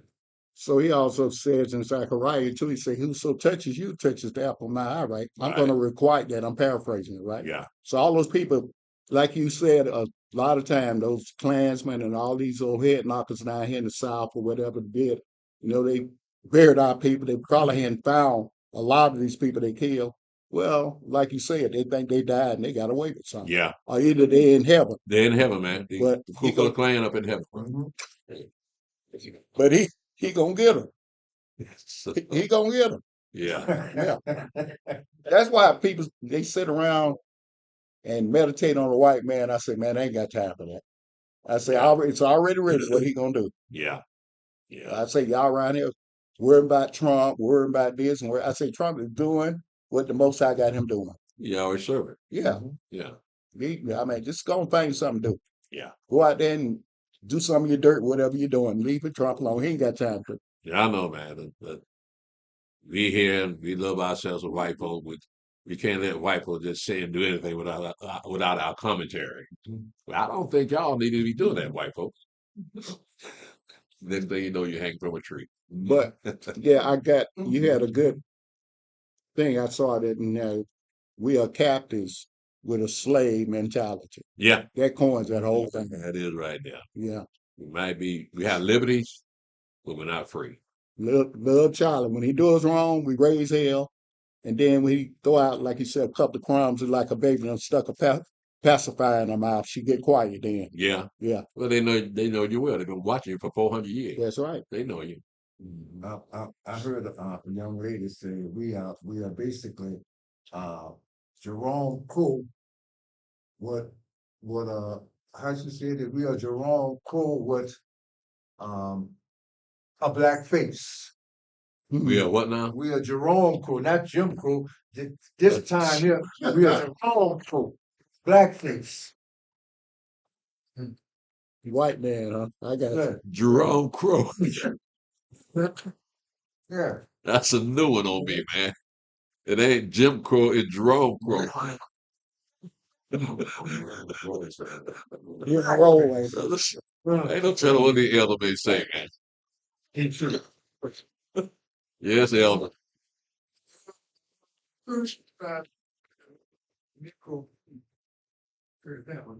Negropeans. Yeah.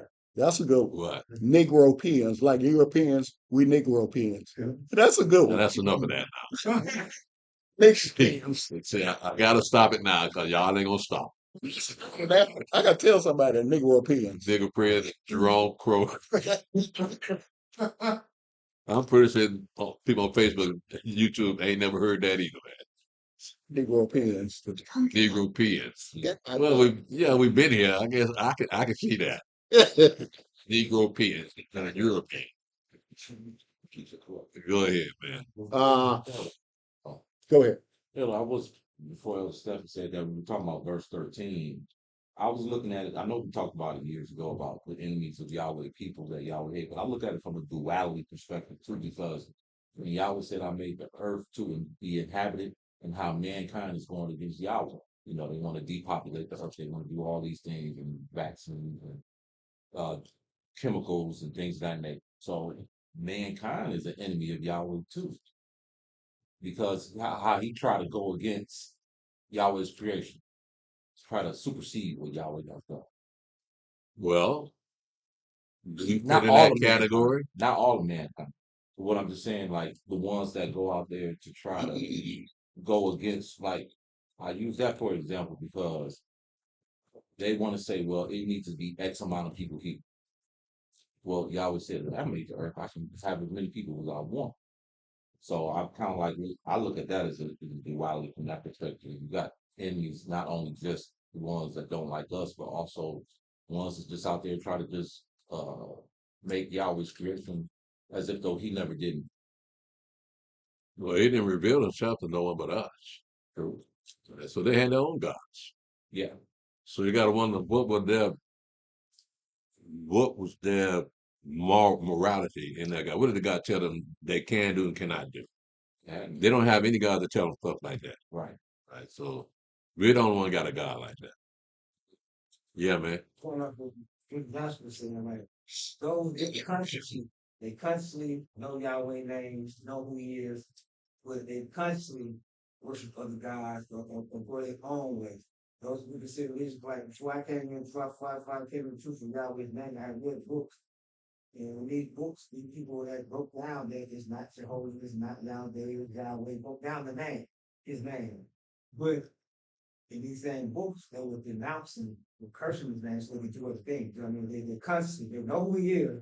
They constantly know his name, but they go the opposite direction and do other things. You know, like, I know that, I know what I'm going to do. I'm going to be a Muslim. I'm going to go to you. You know what I mean? Those are like, two like, eventually, the worst other religions go all different direction, knowing that So they see the truth, right. They decide, but they will go into another direction. Right. Well, that meant it wasn't meant for them, right? Yahweh did not call them; he called his own. He wanted his own people to know the truth first. They would consider enemies, though, them type of consider enemies too, right? Right. So Yahweh doesn't want his name coming out of these people's mouth. Mm-hmm. That's why I got some of them Hebrews using another name besides Yahweh, Mm-hmm. right? Because his name is holy. And so we can see that, yeah, he gave him another name to these people. They like you actually they use Lord and God all the time. Mm. But as far as we're concerned, we're the only people that know his name, that Yahweh showed us his name, and these white folks had it all along. Mm-hmm. And they didn't tell us nothing about it. We just got JC and that's it. Yeah, well, it was meant to be here. We look at it as if white folks had any choice in what they did to us. They had no choice. So elder, scientists would be in that category too, right? Scientists, Yes. scientists would be categorized as godless people because they believe in their own wisdom and knowledge, and wisdom and knowledge written about it about. What they believe in cannot guarantee peace in the earth. So they invest the time on things that are not conducive to love. Trying to explain Yahweh's creation. You can't explain it. I always ask those people that believe in the theory of evolution. Mm-hmm. Well, why do people die? I mean, you got all these theories. Why can't we live forever? They can't answer that question. The scientists and the great thinkers of the earth cannot explain why we die. I mean, other than biological, yeah, you're going to die because of natural causes, but why do we have to die? And why do some of them live to be 100 plus and others die at 50 or 60 or more? Yeah, I know, but they still die. Yeah, but why? You live that long, won't you just keep on living? I mean, it's a simple question, but it's unanswerable to them. But we know we die because of sin, right? Babies die. Sometimes babies not even born. But again, death is a consequence of sin. That's all. They can't go there though, because it sounds religious. Mm-hmm. So they have no other explanation. And we have the explanation right here. It's cause of sin. Simple as that. Simple answer. Huh? I just thought my bad. I just said, why evolution stop? Why the monkey ain't still turning into men? That's true. Yeah. Why they not still turning into men? Why the fish ain't still turning into monkey? Why did it stop all of a sudden? Yeah. Since Yeah, I know, but this is the white man's world. He got all the answers. You don't like it? We got a tree right out over there with a rope hanging from it. Go ahead, Steve. Uppity Negro. Uh, Isaiah chapter 42, verse 15. I will make waste mountains and hills and dry up all their herbs, and I will make the rivers islands, and I will dry up the pools. And I will bring the blind by a way that they knew not. I will lead them in paths that they have not known. I will make darkness light before them and crooked things straight. These things will I do unto them and not forsake them. They shall be turned back. They shall be greatly ashamed that trust in graven images, that say to the molten images, you are our gods.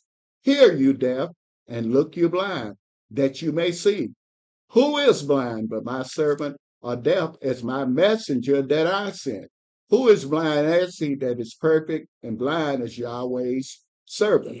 Seeing many things, but thou observest not, opening the ears, but he heareth not. Yahweh is well pleased for his righteousness' sake. He will magnify the law and make it honorable. But this is a people robbed and spoiled. They are all of them snared in holes, and they are hid in prison houses. They are for a prey, and none delivereth, for a spoil, and none says, restore. Who among you will give ear to this? Who will hearken and hear for the time to come? Who gave Yaakov for a spoil, and Israel to the robbers? Did not Yahweh, he against whom we have sinned, for they would not walk in his ways, neither were they obedient unto his law. Therefore he hath poured upon him the fury of his anger and the strength of battle, and it hath set him on fire round about, yet he knew not, and it burned him, yet he laid it not to heart. Now, keep in mind at the time of this prophecy, now he prophesied during the time of Hezekiah and Ahaz, but they didn't have prison houses in our land. So he's talking about someone else. It says, but in verse 22, but this is the people robbed and spoiled.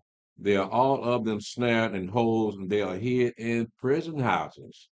They are for a prey and none delivered, for a spoil and none says restore. Our father did not have prison houses in the land. These prison houses are somewhere else.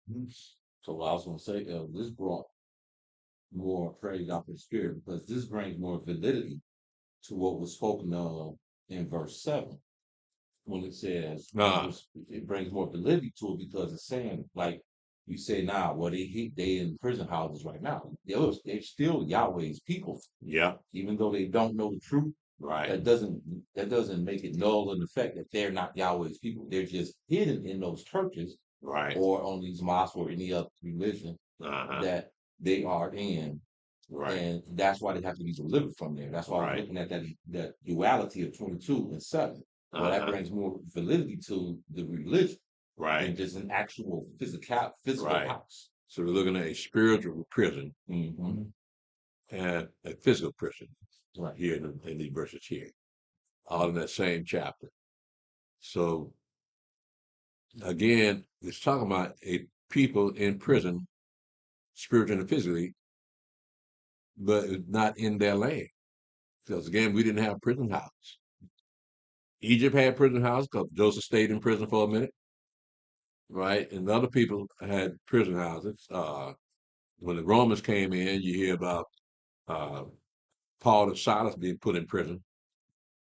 So we as a people, collectively, we did not have prison houses.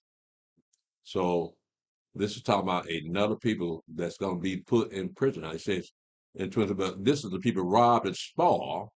They are all of them snared in holes, and they are hid in prison houses. They are for a prey and none deliver, for a spoil and none says restore. That fits our politicians and our preachers, because they use the people as a prey to enrich themselves. And then people ain't learning that, but then that's what the people want. Mm-hmm. They don't want to hear the word. They don't want to hear anybody reading the Bible to them. Nah, They didn't come to church for that. The church ain't meant for the black church ain't meant to read the Bible. They just want to have somewhere to go on Sunday. So they right. can dress up. Yeah, that's good. Right. Let me see here. I think oh yeah, in verse 25, it says, therefore he had poured upon him the fury of his anger and the strength of battle, and had set him on fire round about, yet he knew not, and it burned him, yet he laid it not to heart. You know why? He too busy blaming racism. Mm-hmm. That's what's going on. He don't know why all these bad things are happening to him. So you look at the white man, say, you did this to us white folk. Now I understand that you broke white folks' law. What you expect him to do? If you can't keep Yahweh's law, you ain't gonna keep the white folks' law either. Yeah, You man. know, Elder, that made me think about some Al Sharpton. Now, he's with what you call that guy, Zora Mansani? Mandani, We're whatever. running for mayor of New York. Yeah, and he's all the way to the left, right? When he walks out on stage, Sharpton right there with him. I mean, you talking about a sellout, and somebody can be either bought. It's a socialist or communist is what? Is that what it is? It's Socialist. yeah, He's a socialist. yeah. He's actually a Al communist. Sharpton out there with him. Yeah, he's talking about government stores, Yeah. government apartments, and Sharpton. We got 2 or 3 more flunkies. When he come out there, they right behind him. I bet you got paid.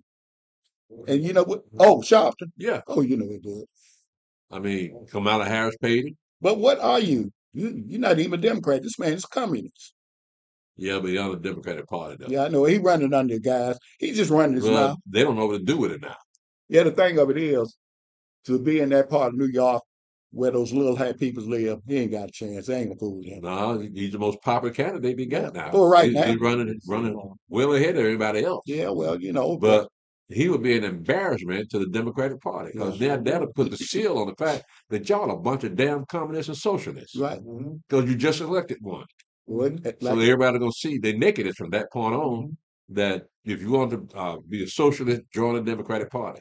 but he's kind of he's not doubling down, but he's kind of backing off. He said, I didn't really mean to say I would defund the police. I didn't mean this. A lot of people is coming into play now saying, man, you're too extreme.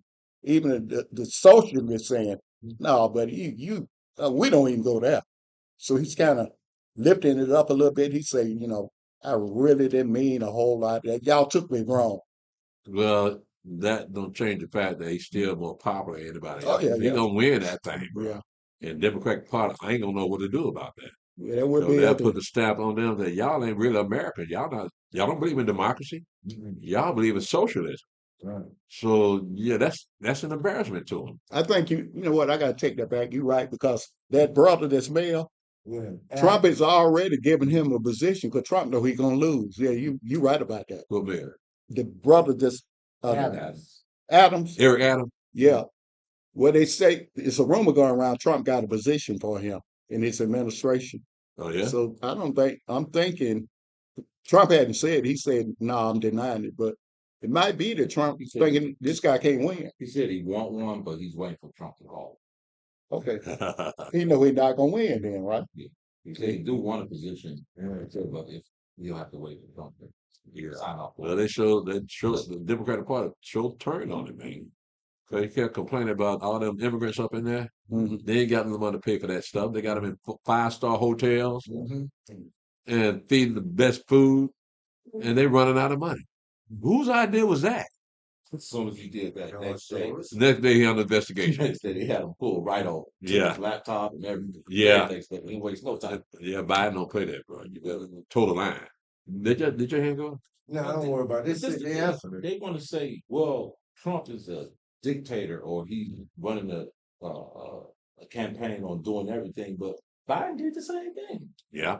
He told everybody what? If you don't take that vaccine, then you ain't gonna have a job. That's right. See, Got rid of half the hypocrisy. military. Yeah. I did not know by the time a kid in this country is 5 years old, he has had 74 vaccines. Right. That is crazy. And How many did you have when you were born? The only thing I can remember is just taking shot for measles when I got But 5. that's what you remember. Yeah, But this is when they born, yeah. they get them shot.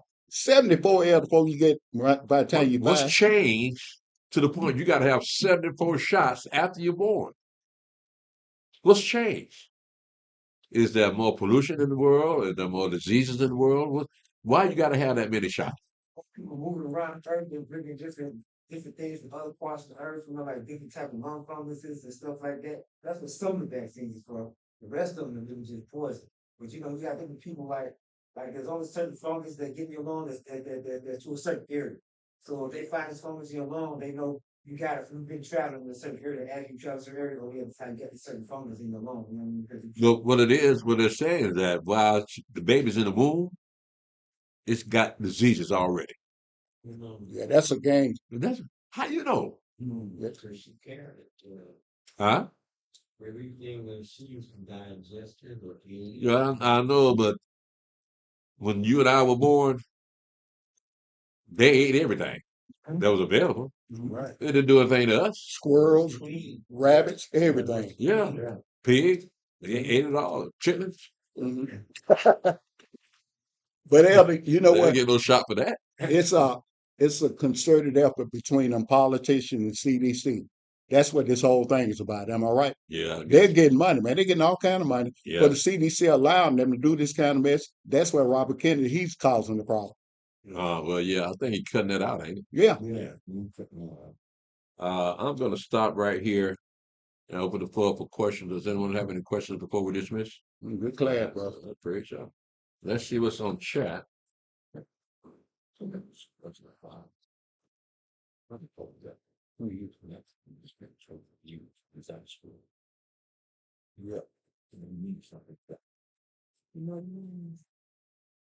That's fine.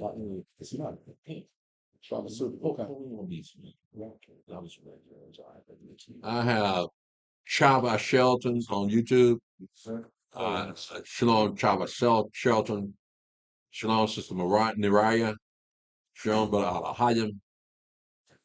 Shalom Elder Mick. Hope you're feeling better. He had an accident the other day.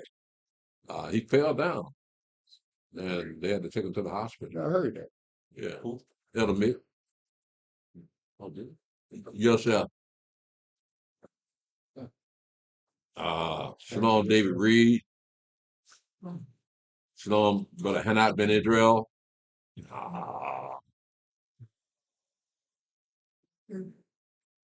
Shalom Brother Alahayim Ben Yasharala.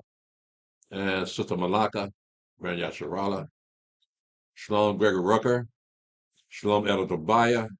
Shalom Brother Eliyahu Ben Israel. Hope you're doing fine at home, man. Glad to make you made it home. Shalom Susie Garman.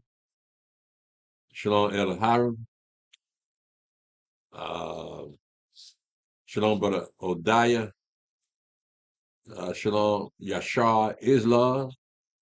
We had a brother here named Yashar. I made a mistake thinking that this sister here was a brother because her name is Yashar, right? She had to correct me because all of them used to our Yashar. They used to be with us, right? But I thought that might have been him. Again, forgive me, my sister. Shalom, Kimberly Israel. Shalom, Mickey Anderson. Shalom, Lonely Red Wolf. Shalom, Wanda M. Shelton. Shalom, Brother Roosevelt Petrie. Shalom, Leal Israel. Shalom, Brother Benaiah. Shalom, Brother Abraham. Shalom, Elder Azariah. Shalom, Crypto Caveman. Shalom, Mother Marsha. Shalom, Mother Akia. Shalom, Yahweh Song. Shalom, Saul Ben Israel. Shalom, Otis. He said, yes, I'm here. I'm working, but still listening. Ask him, is he on the moon? No, see, I ain't going to that though. Steve trying to start trouble, Otis. I'm watching your back, man. Shalom, Heaven Israel. Shalom, Melinda Curry. Shalom, Kevin Birch. Shalom, Sister Nava. Shalom, Thomas Miller. Shalom, Deborah, Rachel, Israel. Shalom, Brother Malachi, Israel. Shalom, Brother Malachi. Is it a scripture states saying anything about closing your eyes when you pray? No, not particularly, but what we do have is an example of prayer and the people that prayed to Yahweh in that, for instance, when Abraham and uh, not Abraham, but Moshe uh, was talking to the angel of the burning bush, he didn't want to look at him. And when Moshe had that issue with the some of the Levites when they intruded into the priest's office, uh, Moshe and Aaron fell on their face. So we're looking at the fact that what they did was humbling themselves, not wanting to look upon who they was praying to. So it doesn't say you close your eyes when you pray, but they did, and the reason being, you look at the reason being is that they felt unworthy to look upon who they were praying to. That was the purpose. So I can't imagine you looking at who you're praying to. It just does not make any sense. I mean, you can gaze up and with your eyes closed, but nevertheless, to look upon he who you're praying to, it's like you have no fear. Yeah. It's kind of like, in the military, like when you go to enlisted man, like the captain in the base, whatever, you're not supposed to look him in the face, you know what I mean? You look off, you know what I mean? You're not supposed to look at him. He's superior, you're not supposed to really just stare at him like that. You been in the military? Yeah. I didn't know that. That explains a lot. Can't wait to get over there and shoot somebody. Okay. All right then. Yeah, that's my explanation of that, Brother Malachi. That you don't feel worthy to look upon who we're praying to. So he just want to hear us. He ain't got to see us, and we got to see him. Shalom, Shamayan Yasharala Elder. Shalom, brother yourself. Shalom, brother Adrian Davis. Glad to see you doing all right, man. Shalom, Cujo Goody. Jerome Crow. He said Jerome Crow. Jerome Crow. Negro opinions. The Negro Peons. Well, I don't know, man. Y'all elders come up with some doozies. Here's fine. Shalom, elder. Wouldn't Esau be Yah's main enemy? Look at most of the evil in the world, in the earth. Esau, for the most part, is in the forefront or cause of it, and not too far away. It's like they was born Satan's children. Can't say nothing about that. It's kind of hard to hear. Well, I'm not saying what you're saying is not true. It is true. But Yahweh, I mean, you read up in Malachi, Yahweh has hateful. But when you read what Paul said about Jacob and Esau, it said, Jacob I love, Esau I hated. Let me see here. In Malachi, what did it say? Chapter 1, it says, Esau, the people against whom Yahweh have indignation forever.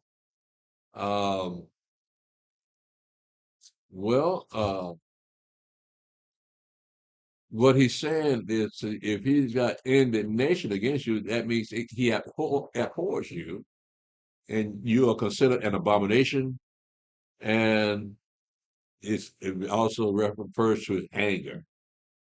So he said that you can't. Well, Esau's our enemy, he ain't Yahweh's enemy. Well, we were speaking earlier about how the Gentiles have ruled the world. Well, you can't say that they didn't do what Esau does too.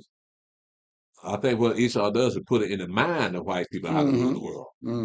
Yeah, yeah, they're gonna answer for what they've done. Shalom, Sister Malaka, Van of Yasharala, Shalom, Trey Kingfish Minor, Shalom, Brother Clarence Marks and Sister Yolita, Shalom, Shaul Ben Israel, Shalom, Timmy Turner, Shalom, Elder Hezekiah, praise Yah. Let's see. Shalom, Mikael. Shalom, Judayah. Shalom, who wants to know? I have a question. Is the earth a sphere? Is it a flat surface enclosed by a dome? Shalom, everyone. Your second choice is correct according to the book of Genesis. The earth is covered by what they call a firmament. And that firmament is in the form of an arch. So it's not a complete circle. So if the earth was round, then how come just only one half of it is covered with that firmament? So it's the cover. The earth is. You're right about that. Enclosed by a dome. The surface is enclosed by a dome, which is we call space. Mm-hmm. All right. So with that, that's all that's out there. There is no Earth is just the fact that people believe the Earth is a sphere. They can't explain how it is a sphere except by theories. But the fact is, well, look at the airplane pilot that's coming in for a landing. He's looking at the horizon, right? He's got that balance of that. You know, the screen that has the line of that telling him, oh, he's going too far to the left or to the right. Well, he doesn't see a curve in the earth when he's landing this plane. Mm-mm. When you go out, for instance,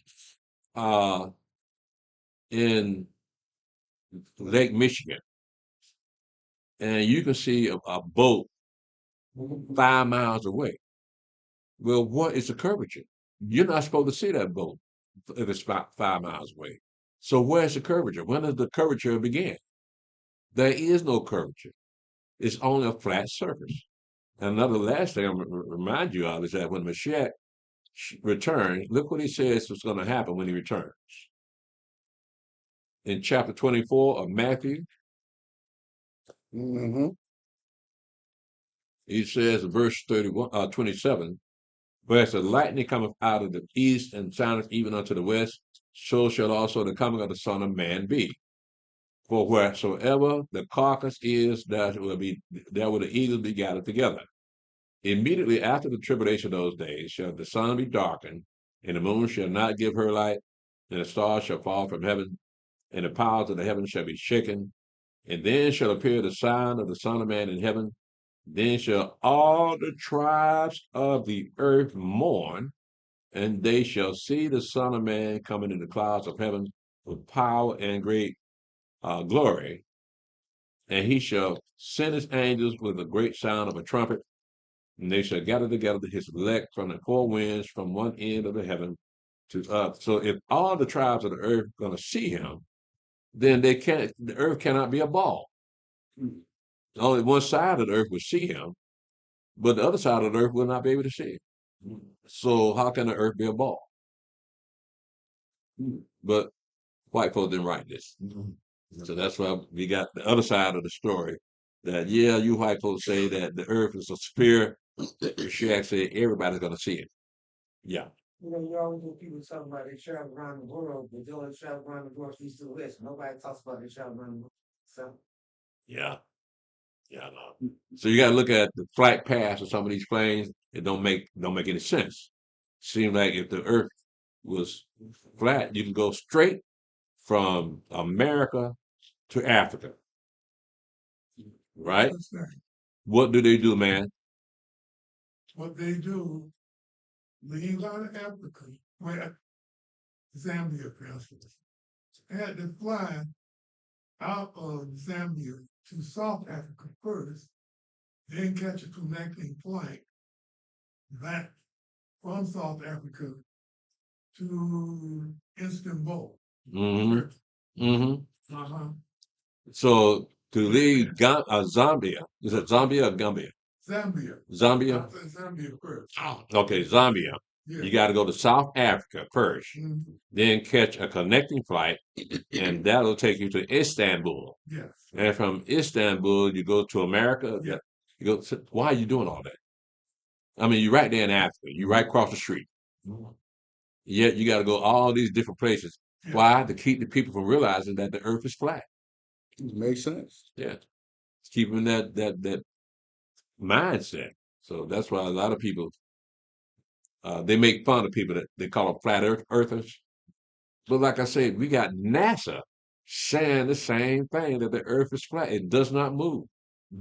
So I'm gonna believe NASA. So, Ella, let me ask you something. I just thought about it. I don't know about countries and location, but uh, he tells you in Isaiah chapter 18, it talk about that land that land that's got wings, right? It said Ethiopia is not that far. Is that Ethiopia you're talking about? Ethiopia's in the east Yeah, of but Africa. it's saying how close is it proximity of the United States. Yeah, So you shouldn't have to, like you say, you shouldn't have to go in and out of all them countries. yeah, That but don't make a lot of sense. it's deception. Yeah. They don't want something they don't want you to see. Yeah. I hope that help you out. Who wants to know? Make Elder, can you explain regeneration that Hamashiach spoke on in Matthew 19:28? Why did they ask Yahshua if he was Elijah? And why did they ask John, is he, if it was a Mashiach? Can you read Job 19:26? You want me all over the place, man.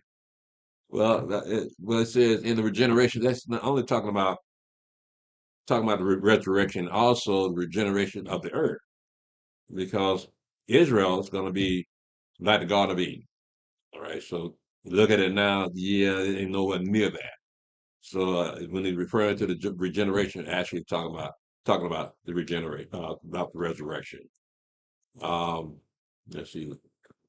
Well, it says, why did they ask Yahshua if he was Elijah? Well, they didn't ask him. They asked his disciples, was he like Elijah?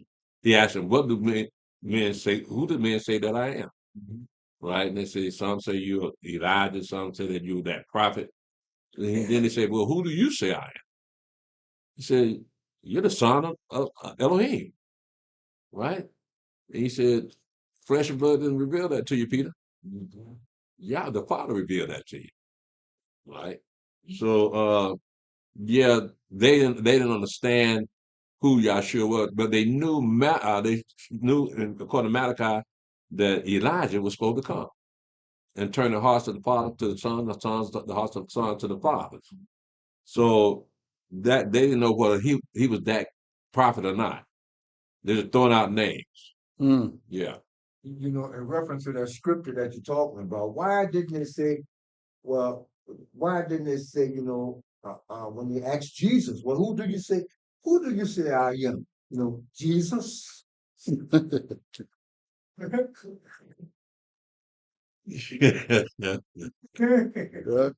I tell you, you turn out a prophecy class here.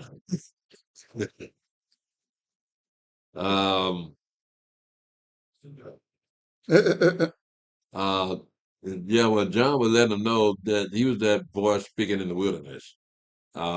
They thought maybe, again, they were waiting for the Mashiach. They were waiting for a Messiah to come and save them from them Romans, right? So they say, well, maybe that's the Messiah right now. Maybe that's Elijah. Maybe that's that. Let me see. Can you read Job 19:26? Let's see here.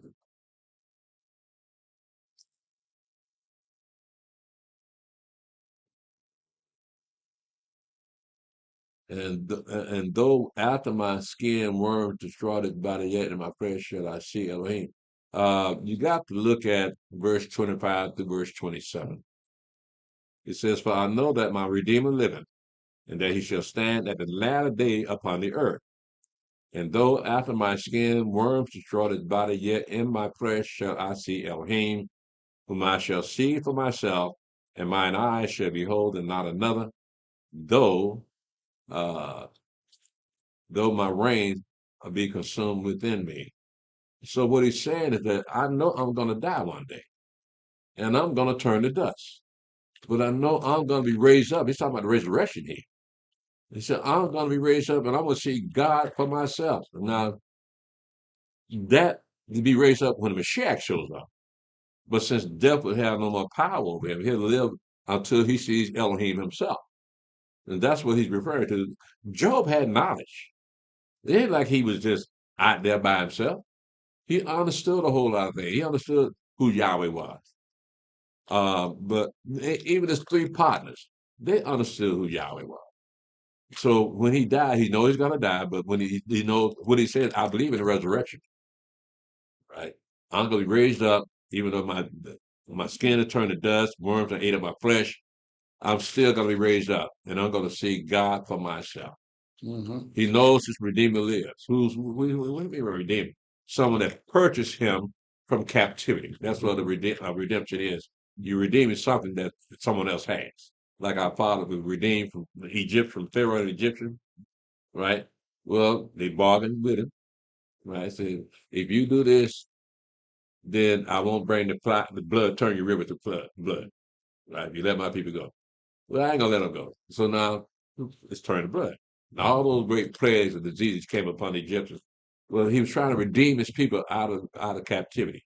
When Job, when it talks about verse 25, I know that my Redeemer liveth, and that he shall stand at the latter day upon the earth. Who is the Redeemer? The Mashiach, because he's the only one that has overcome death.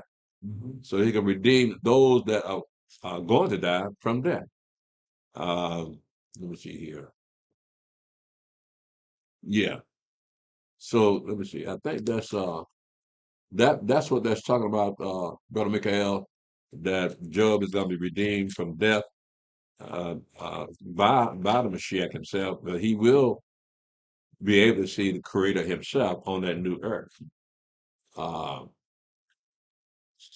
uh, uh, uh, who wants to know says, thank you. I tried talking to IUIC about this, but they don't teach this. And they asked me if I was staying with them. I left. That's why I always tell people before you get baptized here, check out these other groups. Listen to their doctrine and see if you agree with them or not. If they can make you bring understanding to you or not. Because if you come up in here and get baptized, then you find another group, then that means you lie. So if you're not faithful to this congregation, you won't be faithful to them either. Yeah. Show you what kind of person you are. Where are you located? I would love to congregate with you. Do you have a congregation in Alabama? No, we don't. Here, all the other people in Alabama came here. Yeah, there's got a lot of people in Alabama. They're all over here. Go to our website. Our website is www.thencci.org. It'll give you the address of where we are. We've been here since 1997, and Yahweh still allowed us to stay here. You can read up a little bit about our history once you go to the website. Uh, we've been together since actually 1975. And so you can say that we've been together 50 years. So, but I praise Yahweh for you. Who wants to know? But Yahweh gets the glory, my brother. I'm just a servant. I ain't worth 2 dead flies. So, uh, praise Yahweh that you that you got a little understanding of your question. Yeah, but you're invited. Come on out, man. Watch some of our stuff on YouTube and on Facebook. You can catch our Sabbath service on YouTube and Facebook, and our Bible study on Facebook. We have a history class every third day of the week, which is Tuesday night. We have a prophecy class like today every Sunday at 11 o'clock. So pull us up. You can find us this time. You can find us again. Be glad to have you. Appreciate your question. You got good questions, and I love questions. So by all means, you're invited to come out, check us out, and see what we're about. All right. Now we don't put pressure on people to get baptized when you first show up. We don't do that. We let you come and get comfortable, get used to the people that are around here.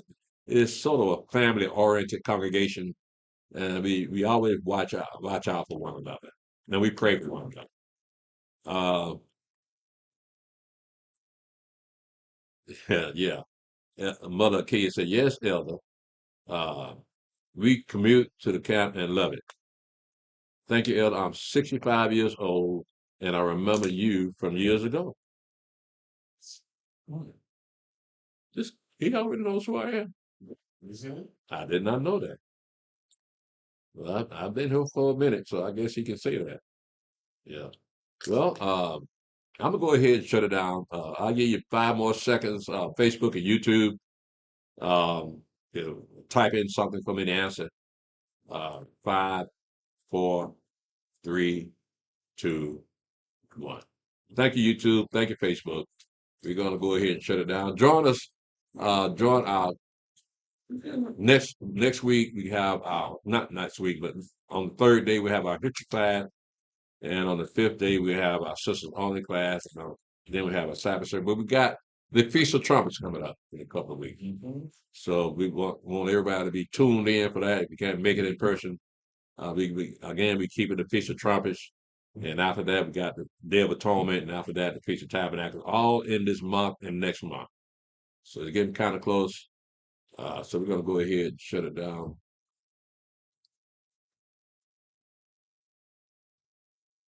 Okay. Again, thank you, Facebook. Thank you, YouTube. Y'all bless you.